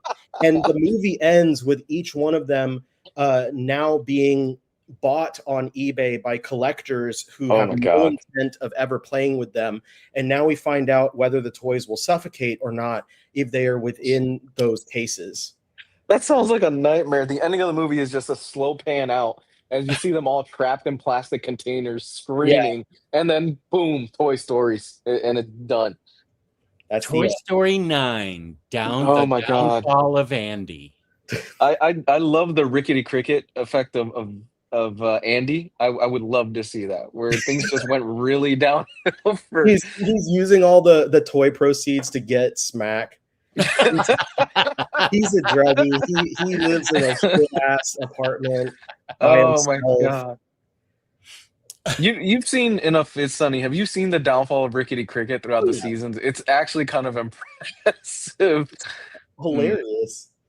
It's one of the funniest gags of the whole series, like watching each season and then being like, There he is, and you get to see like what has happened since last season to him. Booster, if you're still here, peace and love. Thank you for being here. And here's Rodimus. How are you feeling, buddy? Glad to see Just back in action. Thank you. Oh, Reaper, this is kind of you. Thank you. This is back when we were talking about Solid and Ahmed. Wolverine is quite good. I'm still following the series. So, okay, Belgian Ellen has pretty good taste, I feel like. You could also do it as, they're all screaming inside the box, and it's just a slow pan out, and Andy's just sitting on the couch, just saying, "You've got a friend in me," just as you got a friend in me. I feel like that would be just a horror ending, dude. If Andy had like a basement that he lived in, and he had a bunch of people tied to chairs. We're Buffalo Billing this right now. About to go hostile on them. He's like, got a when does the intellectual property thing run out on Toy Story? Because once it's public domain, if you live for like 75 more years, I don't think we're be gone by then. You should write it up as a treatise and sell it to somebody, and then they can have it. Make sure their writers make it in the year. Just make it something that's like legally distinct. Yeah, like have like, instead of Buzz Lightyear, it's like Buzz Darkday or something. I don't know. Like, and his name's Sandy, not Andy. No, what if we make it a slasher? We make the next Toy Story like there is a toy that is running around the neighborhood killing people, because we got pretty close to it with Sid, right? We did get kind of close to it with Sid in that first movie. You have, I don't know, like a rogue Buzz Lightyear that is slowly going around the neighborhood, just slowly killing people like Chucky, and it's up to it's up to like Woody and friends, and they have to stop him, and then our Buzz Lightyear keeps getting blamed for murders. And then later, the franchise crosses over with Puppet Master. Oh my God! Yes. And the Nazi puppets have to fight against Andy's toys. I love you guys it. are Holy riffing. shit! Oh my God! Yeah, they need us in the writers' room. We watched First day we kicked freaking movies, man. the first day me and Riley would get kicked the fuck out. We'd pitch them the idea, and they would just look at us and go, "Get the fuck out." Toy Story versus Nazi puppets. Get out. Get out. It writes itself. It writes itself, guys. When you have those low budget straight to home video, now straight to streaming horror franchise like Puppet Master, those are the eventual plot lines that we actually get to. Like what you have, like the Evil Bong versus Ginger Dead Man or whatever. I do want to add one little touch. I feel like our version of Andy would be part of the Manosphere. I feel like he would totally be part of that. He's packing up the toys and watching like Andrew Tate on his laptop. And he's just like shaking his head like, "You are so true." Man, this is dark. I love women. They're great. Hate the females. You've got a great voice for it. So you got the plot and the voice. So we got to get this together. We got to get a script. We got to get a pitch going. We got to reach out. Come on, we can make this happen, man. Get a pitch deck. We got some food news to talk about. Okay, wait. I want to show that we have Nick Munoz in the chat and Matt Miranda. Oh, wow. Blasts from the past. Yeah, good to see both of you. Let's see. Nick's going to be our legal team behind this whole Toy Gory. Yeah, that was the first name that popped into my head as well. Not before Toy Story becomes public domain in like 2090. Like 2095, I think. Do we have any viewers that are like 5 years old? If we do, what are you doing watching this show? If we do, I'm sorry for the bad words. Right. He's like Black Pill. Public domain laws for works of art after the mid 70s are the author creator life plus 70 years. We're not even remotely. No. So like, and the mouse is fighting that hard right now because Steamboat Willie is public domain. Mickey Mouse should be coming up soon, but they've kept kind of finding legal loopholes to keep him out of there. Yeah, they're like, that specific version of Mickey Mouse is public domain, but not this version. Not everything after that. Yeah, because I forgot, when is Mickey Mouse supposed to come into public domain? Soon, right? I don't know. That's like 150 years from now. So not like Disney has taken advantage of public domain stories for No. majority of their biggest properties. So I've got some food. Hold on, let me get the Brian, I see your thought at 3:43 p.m. I acknowledge that it's funny, but I don't think I'm going to put it up. I do acknowledge it as funny, though. So apparently he's supposed to go into public domain 2035 or 2037, something like that. Not too far off. No, that's not too far off. Who's but long enough. Andy? No, not Andy. You're Mickey. talking about Mickey? Yeah. Okay. Well, now's your chance to use all that creative input and make Mickey into Andy. You got to have him hooked on Skag. And Minnie's just sobbing in the background as Mickey ties off. I'm just gonna remake the Fritz the Cat movies, but it's gonna be Mickey Mouse and Minnie Mouse. These are the Steamboat Willie ones? Yeah. Movies? Okie dokie. Well, I hate to leave the Andy conversation because that was really great. Got to end on top, or got to while it's still hot. So if they ever make a graphic novel collection of Andy hitting bottom, you'll get it at instocktrades.com. And they probably don't want to associate with what I just said. So let's talk about adaptations of regular Toy Story that are so endearing. InStockTrades.com, where you can get your comics from 30 to 60% off. Don't forget that 2% loyalty discount. There is next Monday, we're going to be giving away a free $50 gift card from IST worth $50 of credit at IST. $50 or more gets you free shipping in the US and fabulous customer service, fabulous packaging. That's InStockTrades.com. There we go.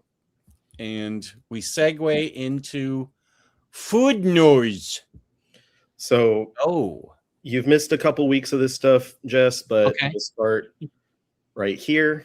Insomnia Cookies has some Supergirl stuff. Red Velvet Cookie with blue sugar cookie dough. Who's doing this? Insomnia Cookies. I'll eat that lemon cookie. Lemon cookie, toasted excuse honey. me, gentlemen. I have to bow out because I gotta watch my kiddo. Sorry I came in late and I gotta leave early, but duty calls. We'll talk to you later. Thanks. Later. Love y'all. Bye. You too, buddy. So this lemon, honey, and strawberry jam. This one sounds good. Yeah, I'll have that. I would I don't know if there's an Insomnia nearby. I haven't seen one since I moved back here, but feel about Insomnia Cookies. Let's see. Is that that's a place like Crumble? Yeah, more or less. It's a franchise of cookie stores. Let me check. Insomnia Cookies. There is one. Let's see. It's 5 miles away from me, but there is one here. Oh, there are a lot around here. They're mostly in the district. Whoop. Crumble. I didn't ask for Crumble. DC. Braddock Road. Oh, I think Braddock Road. They have delivery. So we can taste them on air.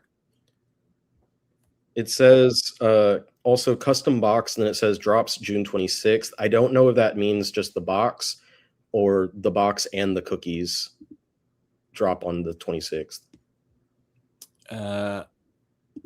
This was a good segment. I am totally in. Bat Cato shared his birthday. I'm assuming because his birthday was last week. Birthday cake and ice cream. That's awesome. I love that. And this is not the one in question. But here are some Spider-Man things. His head, his cranium filled with popcorn. This is an actual normal ass bucket with a lid, and then a big old cup with a lid. I appreciate these because they actually hold popcorn. Yeah. I like that. I appreciate, and I think the cup is really cool because it looks textured and everything. That's neat. I would actually want to get that. I don't know if that's at Regal or AMC or where, but I would want that. That's cool. This is the one that was being spoken about that Gio brought up in our chat. I had a hard time actually figuring it out, but now that I've figured it out. So the wrist forearm part is a cup, and there's a straw that pokes through the web sploosh. So you can drink your soda while having a cup of popcorn around. Oh. So it's a 2-in-1, which is cool, but it also doesn't even look like it holds the amount of like a small popcorn. So I guess if you want to cut back on your popcorn intake, that's cool. But the spider on that spider cup, that's cool looking. The internet's reaction was exactly what you would think it is. God. And that's the end of that. Let me just highlight, Sam. I was just going to text you in Discord, Sam. Thank you very much. I appreciate that. Thank you. Oh, she's there in her spider costume. Nice. So you got an ice cream cartel. 6 ice cream companies in Japan were raided by authorities over allegations of forming an ice cream cartel. Investigation comes after years of rising dessert prices across the country. Good heavens. Gio shared this one. Also, thanks to James for sharing a lot of this stuff. I predict we'll get a movie out of this one day, is what Gio said. Quote the article, Japan's biggest ice cream makers have been raided after they allegedly formed a cartel to inflate the prices of their frozen treats. On June 16th, Japanese authorities raided 6 major frozen dessert manufacturers and carried out on-site inspections as part of their ongoing ice cream investigation. The raid comes after years of rising ice cream prices in Japan, which leading manufacturers say is down to increasing costs for ingredients, packaging, and labor. However, Japan's Fair Trade Commission, JFTC, believes senior representatives from some companies may have worked together to coordinate both the timing and the size of price hikes.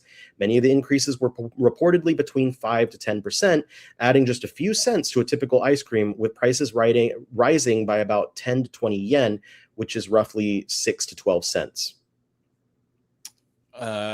Sam's getting the thwippy hand to put her keys and other odds and ends in. Okay, well, I think that's a good idea. I think so too. Yeah, sure.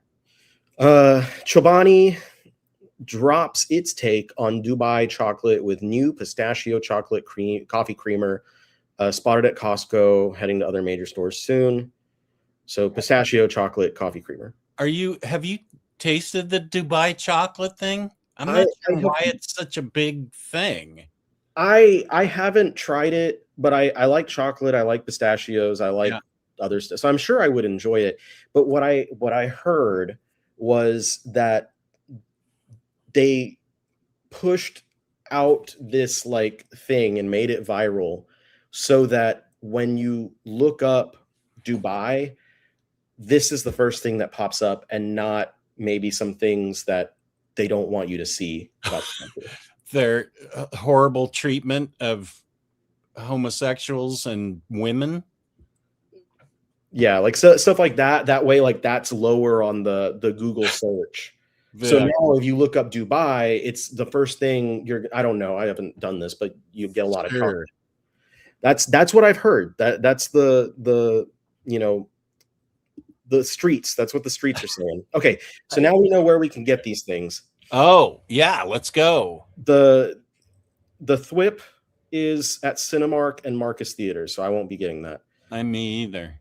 Wall crawler popcorn tin. This is fun also because it holds at that. My number one is if it actually holds popcorn immediately, I'm gonna be a lot warmer towards it. But if it doesn't hold anything, if it's like pointless, I'm gonna shit on it immediately. But Regal has this one, which seems like Okay. it holds a good amount, probably near the amount of like a large popcorn.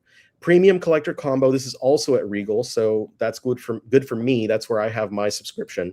This is the cup and the lidded popcorn. Okay. Regal and Cinemark both have this mask bottle, 32-ounce 3D mask bottle. AMC have the head and a Spidey suit popcorn bucket, which looks like this but a bucket. Mm-hmm. Cinemark has the popcorn tub with lid, and the lid has a little Spidey that hangs over. Regal also has this collector combo with topper, Spidey sense, and it's got a little Spidey on top. AMC has cup with mystery toppers. That sounds fun. And then another Cinemark cup and popcorn tin combo. 3 different tins at Marcus. AMC has this Thwip cup where he's swinging around the straw. That's fun. Okay. Light up cup and swinging action. Regal and Marcus have this color changing cup. AMC and Cinemark have a Thwip blanket. Oh, And AMC has collectible socks. I could use those socks. I want those. And AMC's the only theater near me. Well, you better get there. So Don't miss out. 30. Don't miss out like you did on the book. Here's another look at the Regal stuff. There's the popcorn. The popcorn comes with a large popcorn. I would not get these just because I don't have anywhere to put them. Oh, I like that one right there. I do. I think that these are good. I give these positive remarks. I'm sure Gio is excited because Scorpion's in there. Scorpion's in where? In the eye of the bucket here. Oh, is he going to be a featured character? Yeah. Oh, okay. And then there's another look at these and these 32-ounce color changing, 32-ounce mask bottle. And then we got Mountain Dew Dunkers. Well, that's an odd. Oh, you got to be kidding me.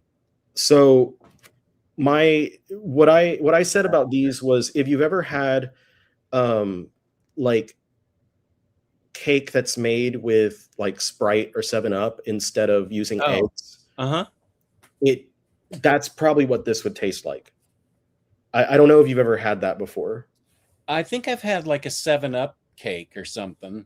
But I believe it's used as like a like for a vegan alternative sometimes. Okay. There is reason behind doing it. So I imagine that's what these donuts would taste like. Is like it's the Mountain Dew flavor is not like going to be extremely overwhelming, which I wouldn't. I love Mountain Dew. I just had a fake Mountain Dew. I had like the local grocery store brand Mountain Dew. So I wouldn't mind if it is overwhelming taste, but I imagine it's probably going to have like a slightly citrusy taste to it. These look disgusting, and I would definitely try them. And Freddie got ghosted for Supergirl. Supergirl's coming out tomorrow? Oh, it's here. This weekend, so Thursday. Okay. And I shared an article about no one cared, but I shared it anyway. Our local grocery store in Texas, the big one, that everyone loves, HEB, opened a store in Irving, which is in the Dallas-Fort Worth Metroplex. And for whatever reason, whereas like Austin and Houston and all other major Texas cities, we are largely populated by HEB. DFW has not had HEBs out, like they're in the outskirts. I don't think there's any in the Metroplex. At least when I lived there wasn't, or like in Dallas proper. So now they're doing one. They opened one in Irving. It opened its doors on the 17th. It says shoppers camping out overnight to be first to the doors because HEB is serious business. I'm with you on this, Lance. Dubai chocolate did nothing for me. Ooh, this will help. I will like this. Dill pickle shaker fries? Heck yeah. Unfortunately for us, this is only in Canada. And I hate Canada. Maybe it'll come this way. We did have dill pickle shaker fries last holiday season at McDonald's. Yeah, did you try them? I did. They were pretty good. Yeah, I just missed the K-pop Demon Hunter shaker fries, which was like a spicy, not super spicy, but ramen flavor shaken on them, and I missed out on those. So this one is an interesting. So Tim Tams, right? Ooh, I've talked with all our Australian and New Zealander friends. James shared this one. It says Costco shoppers are flocking to the shelves over a legendary Aussie snack that has finally touched down in American stores. The article says like people are hoarding it, like buying like 5 of these big boxes at a time. And I said, because it says finally touched down in American stores, I said, I see Tim Tam at most, if not all, grocery stores around me. And this was Kane who responded with the finger saying the same thing. Yeah. And I came back. I'll scroll back up, but I was at the grocery store and boom. Yeah. We have it. And James was like, well, maybe the ones that y'all have at your grocery stores are not made in Australia. They are. They're made in Australia. So they are legitimate. And I'm thinking maybe the article didn't write this in a way that was explicit enough, but I'm thinking these are probably manufactured overseas or here rather than importing them. And that's the big difference, is that maybe now there is a manufacturer that's making these in the States so that more places will have them. But I noted that it says original cookies on the box, but the actual like ones will say original biscuits. Oh, I that's why I like them, because the chocolate's not made here. I understand the argument about American chocolate. I have a package of Tim Tams that I'm hoarding right now, just one package that I'm saving for my next show with New Zealanders and Australians, or Cliff on Comics. He loves them too. These things are awesome. Yeah, no, they're good. And that's, I was like, what do you mean finally touched down? We've had these.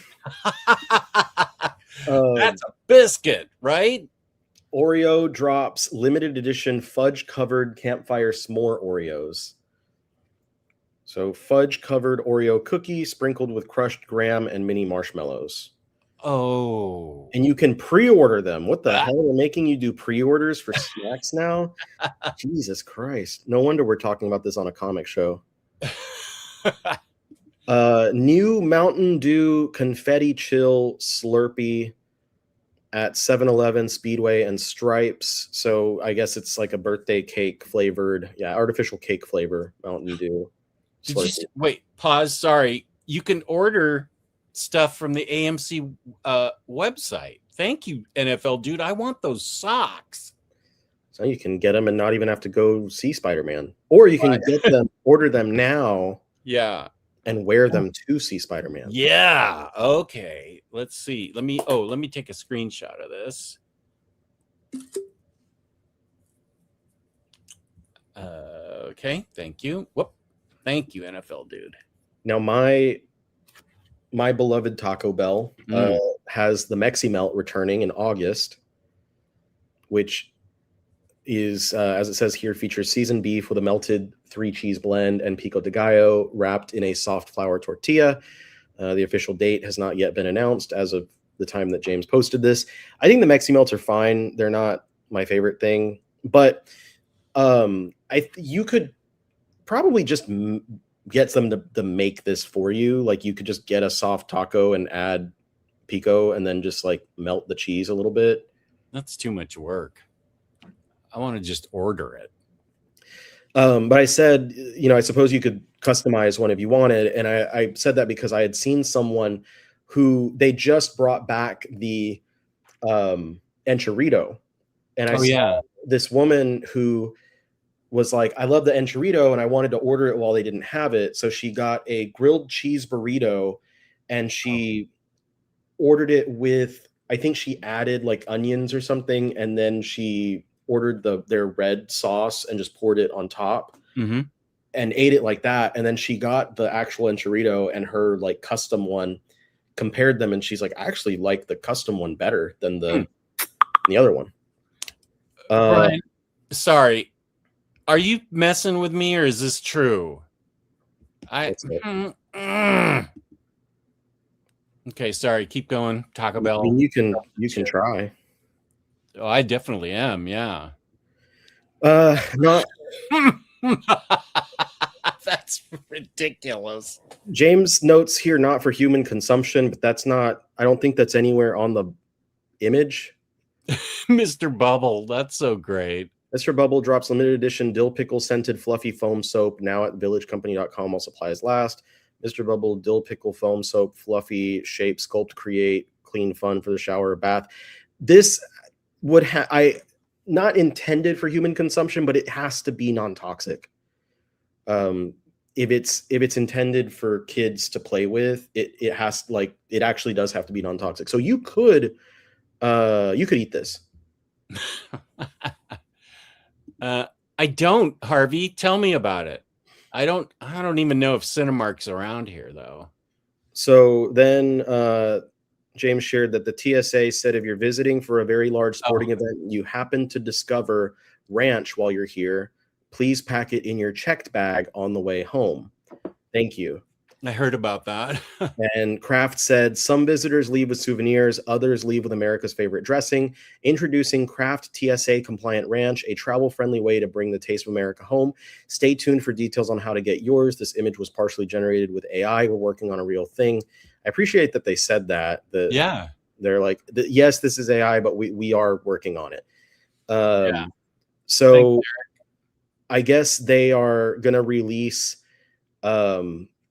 packs that you can get to make sure that your ranch is compliant. So it's not too large because the bottles themselves are too big to take through TSA. I love that people from out of this country love ranch dressing so much. Yeah, there was one. I mean, she's still active, but I remember like the earlier days of TikTok during pandemic. Like, there's this one girl who just got like obsessed with ranch, and that was like her whole thing. She's an English girl that like would have ranch on everything because she loved it so much. Sparkling ice, guava, passion fruit, zero sugar, Legally Blonde tie-in for the Amazon Prime original Elle series. Is there a new it's a new Legally Blonde series? Oh, Elle and Legally Blonde. Completely didn't even know that was a thing that was coming. I'm going to be honest with you. Yeah. But guava passion fruit sounds good. Tasty cake, powdered mini donuts with X-Men 97 branding on it. You had me at powdered. Entered for a chance to win. I don't know what you're winning, but you have a chance to win it. Yeah, yay. There's my I Australian. should go find mine. It was a different flavor than I've ever seen. Freddy's frozen custard and steak burgers have new signature beverages and custards. Let's see. I have a Freddy's near me. June 28th, or sorry, June 22nd to the 28th. So this one, the latte shake with Oreo is already available. June 29th through July 5th. These are coming next week. We have the red, white, and blueberry concrete, the blue raspberry, with Starry, made with Starry. Excuse me. Dr. Pepper Coco Loco, so I'm guessing coconut cream. Golden Hour Orange, so cream and orange flavor with Starry. Starry Peach Baby, Starry Mango Madness, Tropicana Lemonade Straw Sunset Lemonade, Peachy Keen Lemonade, Mango Sunrise Lemonade, and Bevies are available now. Let's go, Bevies. Mango Sunrise Tea, Peachy Keen Tea, Straw Sunset Tea. Bevies come in medium or large for less than $5. Mike, I have a good comic book friend, the one I went to In and Out with in Los Angeles that one time. He loves Freddy's, and so I have some books to offload to him. This would be a great opportunity to have this Oreo shake. Do it. Yes, I will. I need to get I want to I was going to get something to taste test, and I can't remember now what it was, but I do have that Tim Tams box set aside. More tasty cake, frosted mini donuts again with the you can win something regarding X-Men. This one's got the worst X-Man and then Jean Grey. Ooh. Fudge round cream pies. So 2 soft chocolate cookies, wave of icing layered with cream at major stores first week of July. Strawberry pie from Popeyes. Oh. That Cato got. Pretty good, nothing life-changing. Good cream cheese, strawberry pie, honey barbecue sandwich, and fried pickles were chef's kiss. Glad we have a Popeyes now. Oh, we have a Popeyes near us. I'll get that strawberry pie. Everyone like right around the corner, and we've never stopped at it before. Fried cookies and cream. These are Crumble.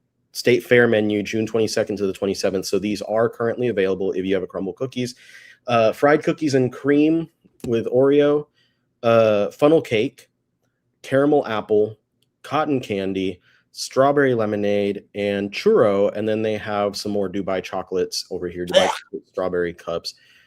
Lance and I agree completely on Dubai chocolate.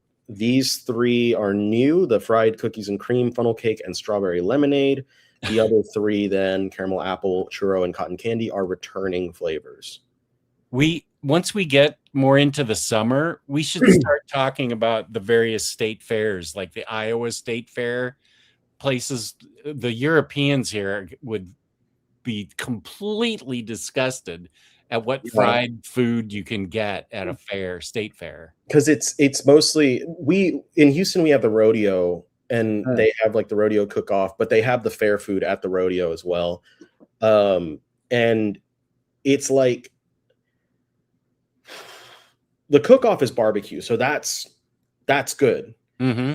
But then you have like the fair food, and it's every year. It's just who can. Okay, so I'm going to say, especially for the Texas State Fair in Dallas, every year it's just a game of like the weirdest game of one-upsmanship, I guess, of who can come up with the weirdest idea of what you can fry and sell to someone. and they have a competition, and you'll always be like, someone will have like deep fried pork sandwich egg roll or something. Hot fudge sauce. Yeah, like deep fried ice cream is one that I remember having. Deep fried butter is another one. Oh yeah, I remember that. So it's just the craziest shit. It's not indicative at all of what people usually eat in the States. It's literally like, what's the craziest thing that you can put in a deep fryer successfully? Little Caesars has a Spider-Man collab. This is fresh off of, they did a Fantastic Four collab. They also just did a Toy Story collab. So they've been hitting it with the collabs lately at Little Caesars. The Webberoni pizza, web of shredded pepperoni. This is now available as of yesterday. Toasted 2-cheese blend. Web out any pizza for an additional cost, online only. Wait, what? Web out? Oh, putting a web of shredded pepperoni? I guess so. You can ask them to put shredded pepperoni.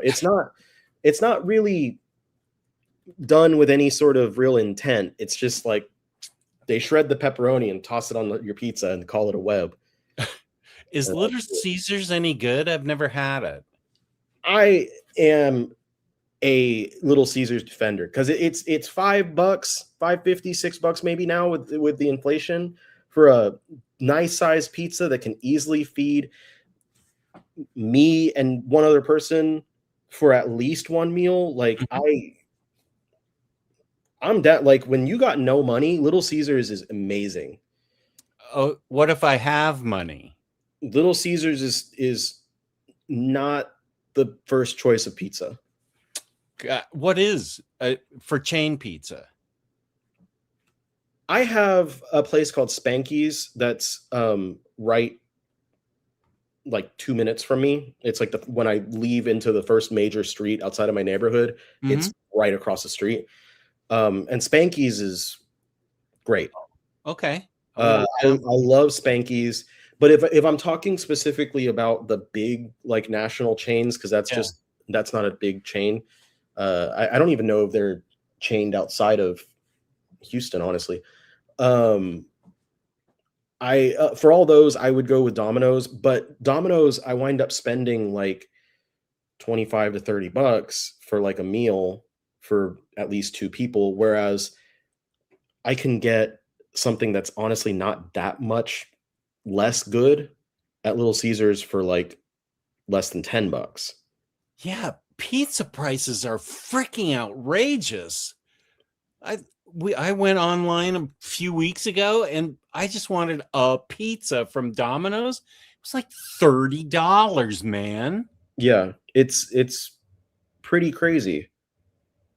And it's like, you be honest with yourself. The Little Caesars is not you, but I'm saying, like, people, be honest with yourself. Little Caesars is not that much less good than like a Domino's or a Pizza Hut or a Papa John. It's not so much lesser than those that it's not worth the price of admission. Anyway, they have limited edition boxes with Spider-Man. Oh, those are cool.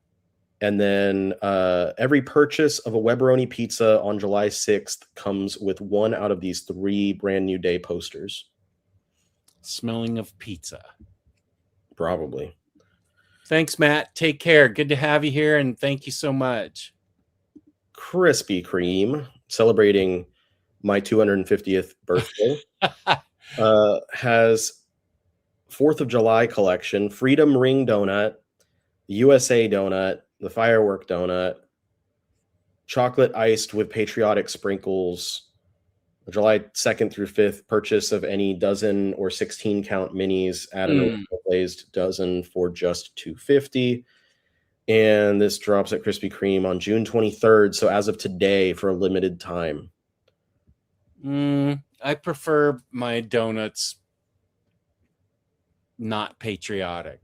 Yeah, it doesn't infer anything about flavor. So I think it's literally just that it's iced with America designs. If the USA one was filled with custard or something, then yeah. I'm assuming that this is a filled donut. just because of the way it looks, but it's oh yeah, you can see it's got the little butthole right here. Oh, thank you so much. Gross. But that's just cream. Yeah, I it's want custard. it looks like it's probably just regular cream. Okay. Oh, there you go. Gio's favorite, the Minions and Monsters. Sprinkle on some fun. Add edible glitter to any size popcorn for free. I think Belgian Ellen said she's going to see this later this week. I, in Gio's Discord, mentioned, what's going to happen. What would happen if Gio and I sat down and marathoned the Despicable Me and Minions? San Diego Comic-Con, if this would load, I believe this is for SD. Hold on. Kid Robot, McDonald's, SDCC debut, funny plushies, Birdie Grimace, and Hamburger Burglar. Complete set is $51.99. Individual $17.99. Oh, these are plushies. Okay. Birdie the early bird, Grimace. Was that her point? Was she like the breakfast mascot or something? I don't even know who Birdie is. I remember, like, she hasn't been around for a while, but I remember her character. I just didn't know. I don't know. I'll deep dive into McDonald's. Now I'd like to get a Hamburglar. That looks fun.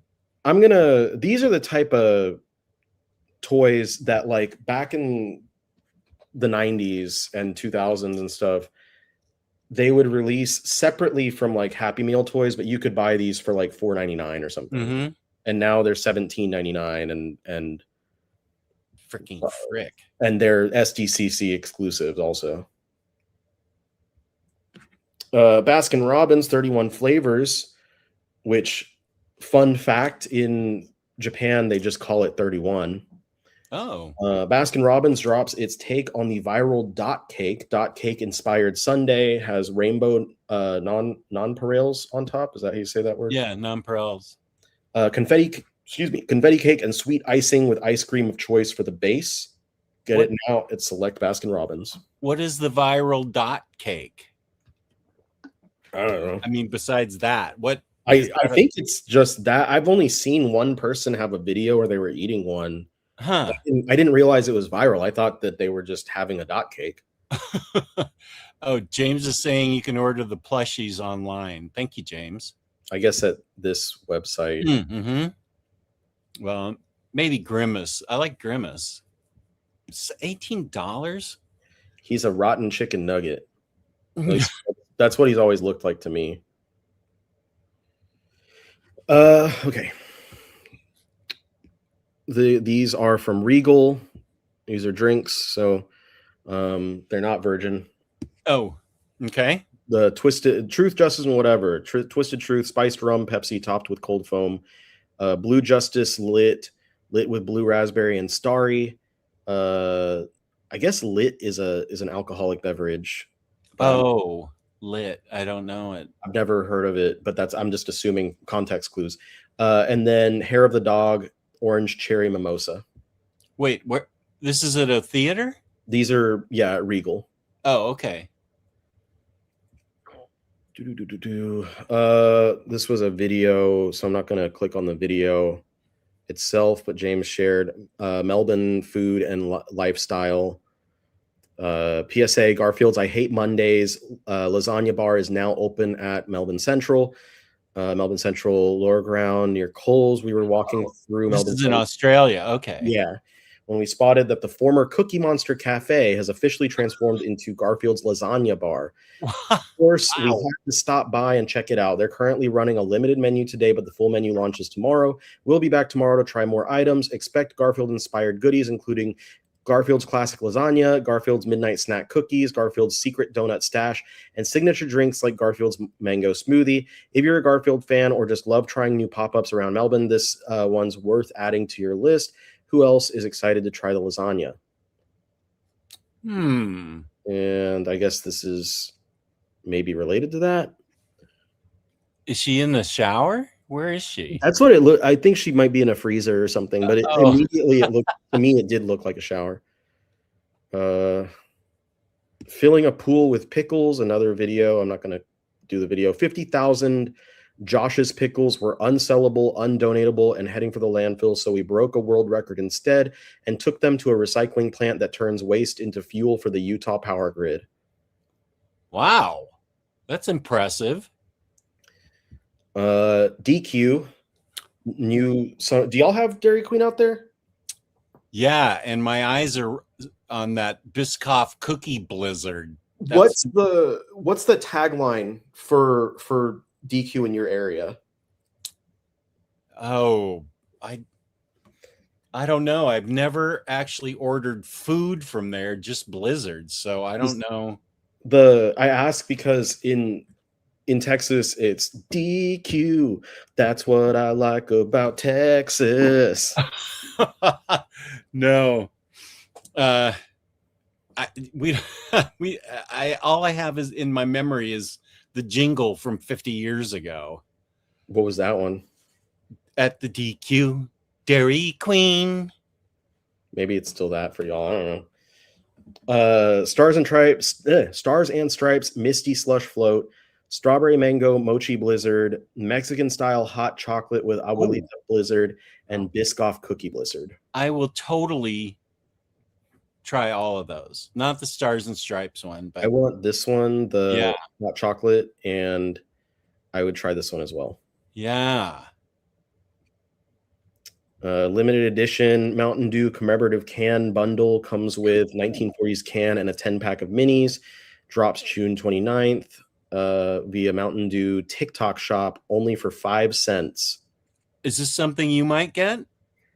I don't jump on TikTok at all anymore. So unless Carly wanted to order one because she's on there, but I would like to have, because Mountain Dew was in glass bottles like everything else. I think it would be really cool if they did a limited edition recreating those older, the really ornate glass bottles that they had.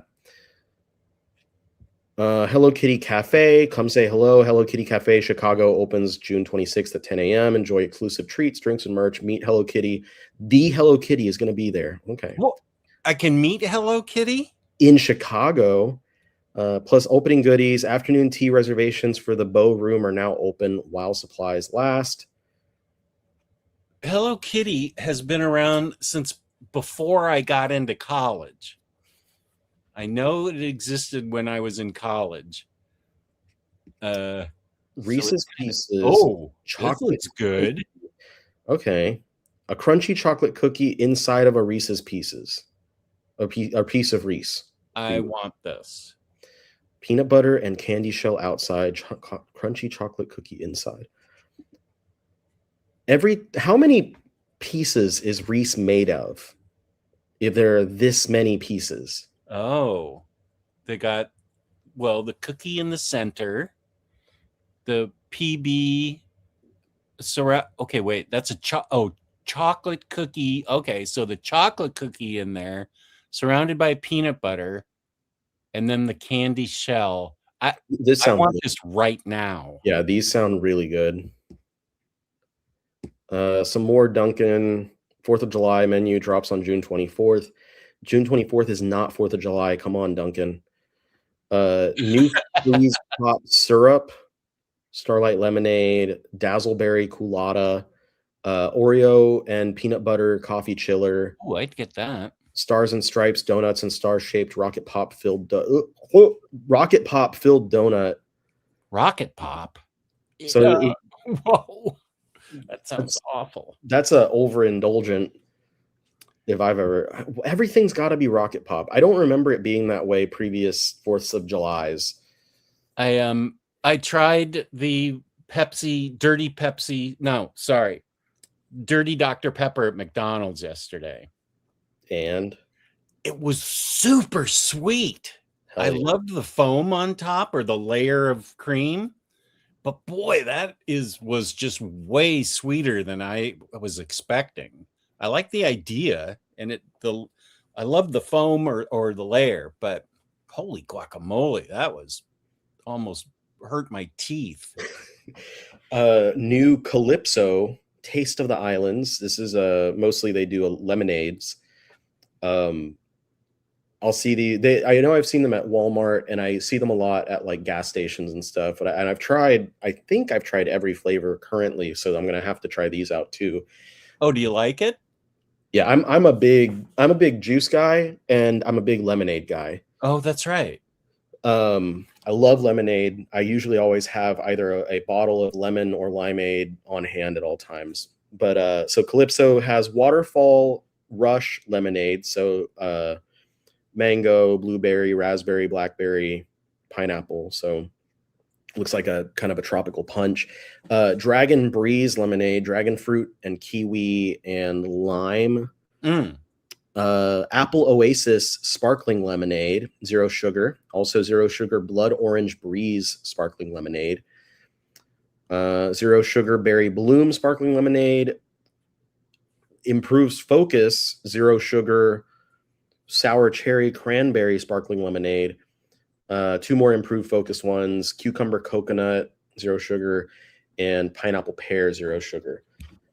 Oh, I have something about sour. Thanks for being here, Bird of Clay. See you next time. We went to a candy store in New Hampshire, which I took pictures of so I could show it to Bat Cato, because they have the world's longest candy counter.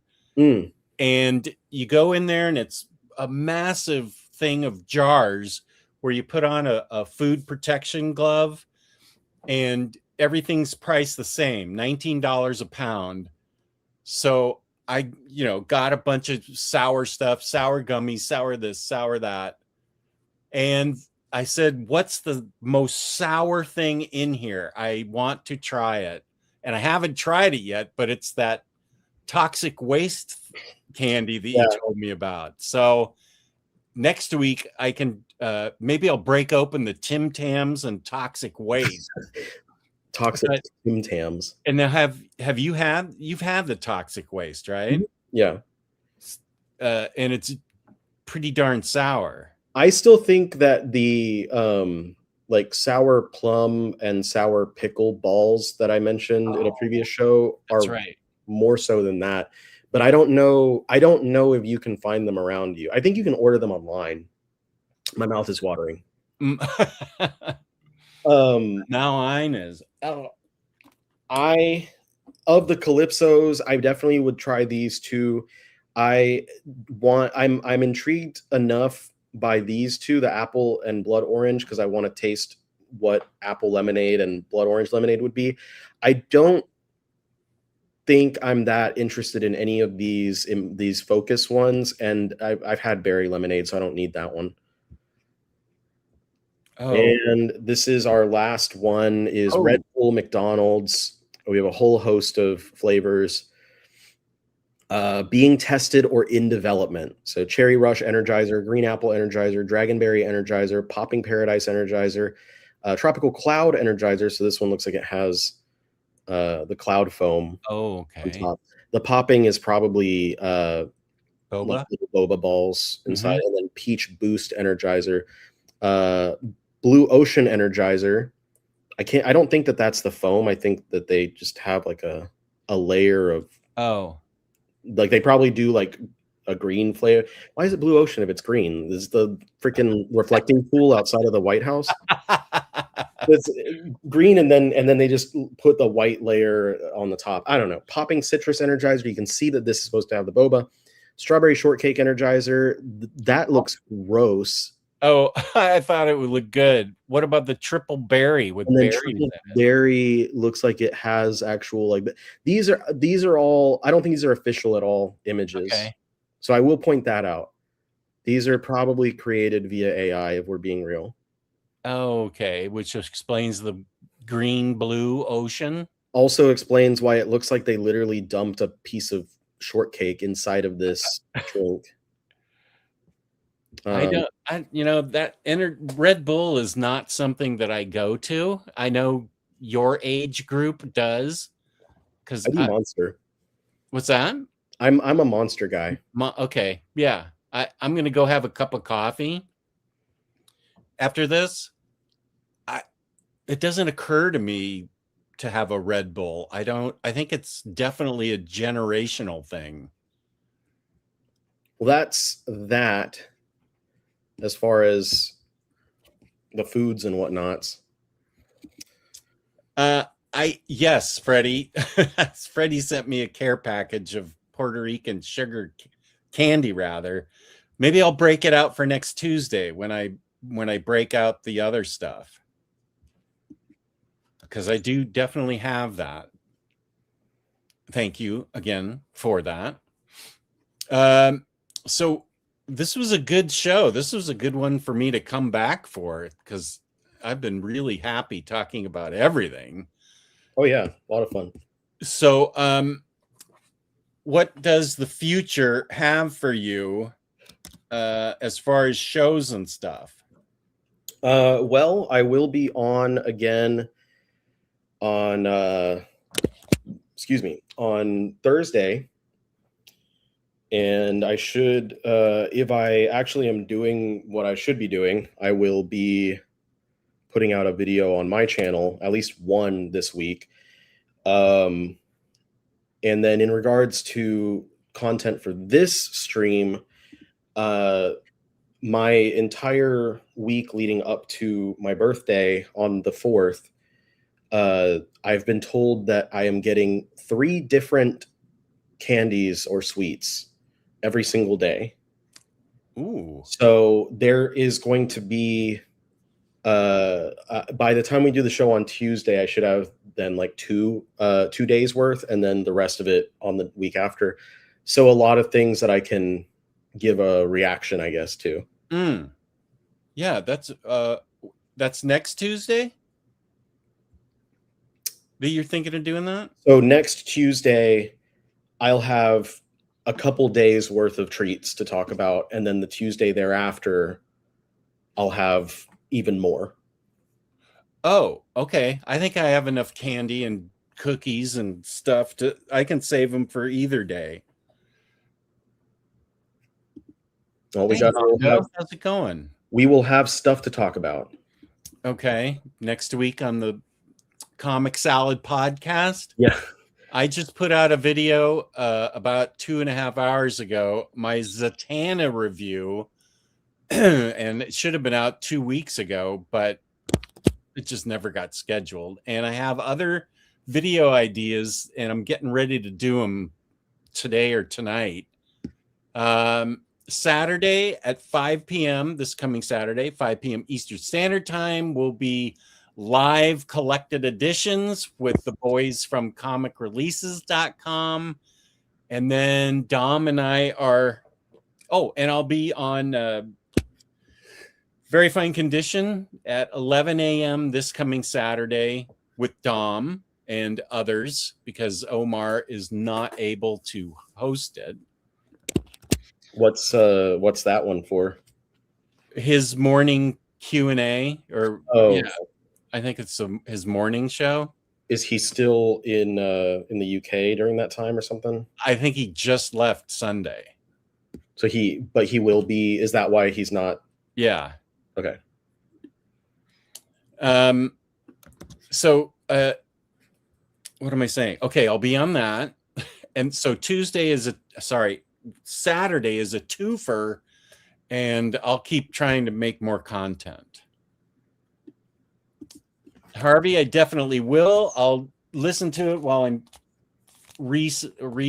filing books. Safar, good to see you. I know that it's noticed that you emailed me too. Thank you very much. I appreciate that, and I'll get back to you. I really appreciate it. The Cure, Songs of a Lost World. Okay, I'm actually kind of excited. I do have a collector. Okay, I'll try to do that. Oh, I like Olivia Rodrigo. Okay. Yes. Plivia is somebody else. This is Olivia. Okay, dokie. Thank you, everyone, for tuning in. Really appreciate everyone being here for the Comic Salad podcast. And we will be back, Omni Bros, Monday, giving away a free IST gift card, and Tuesday, sampling some snacks. Yes. I'm ready. He's not slacking. Thank you, Witness Protection. And yeah, peace and love. Peace and love. Thanks for being here, Riley. And thanks, everybody, for being here. This was a lot of fun. And I will go out with this. Thank you, everyone, so much. We really appreciate you.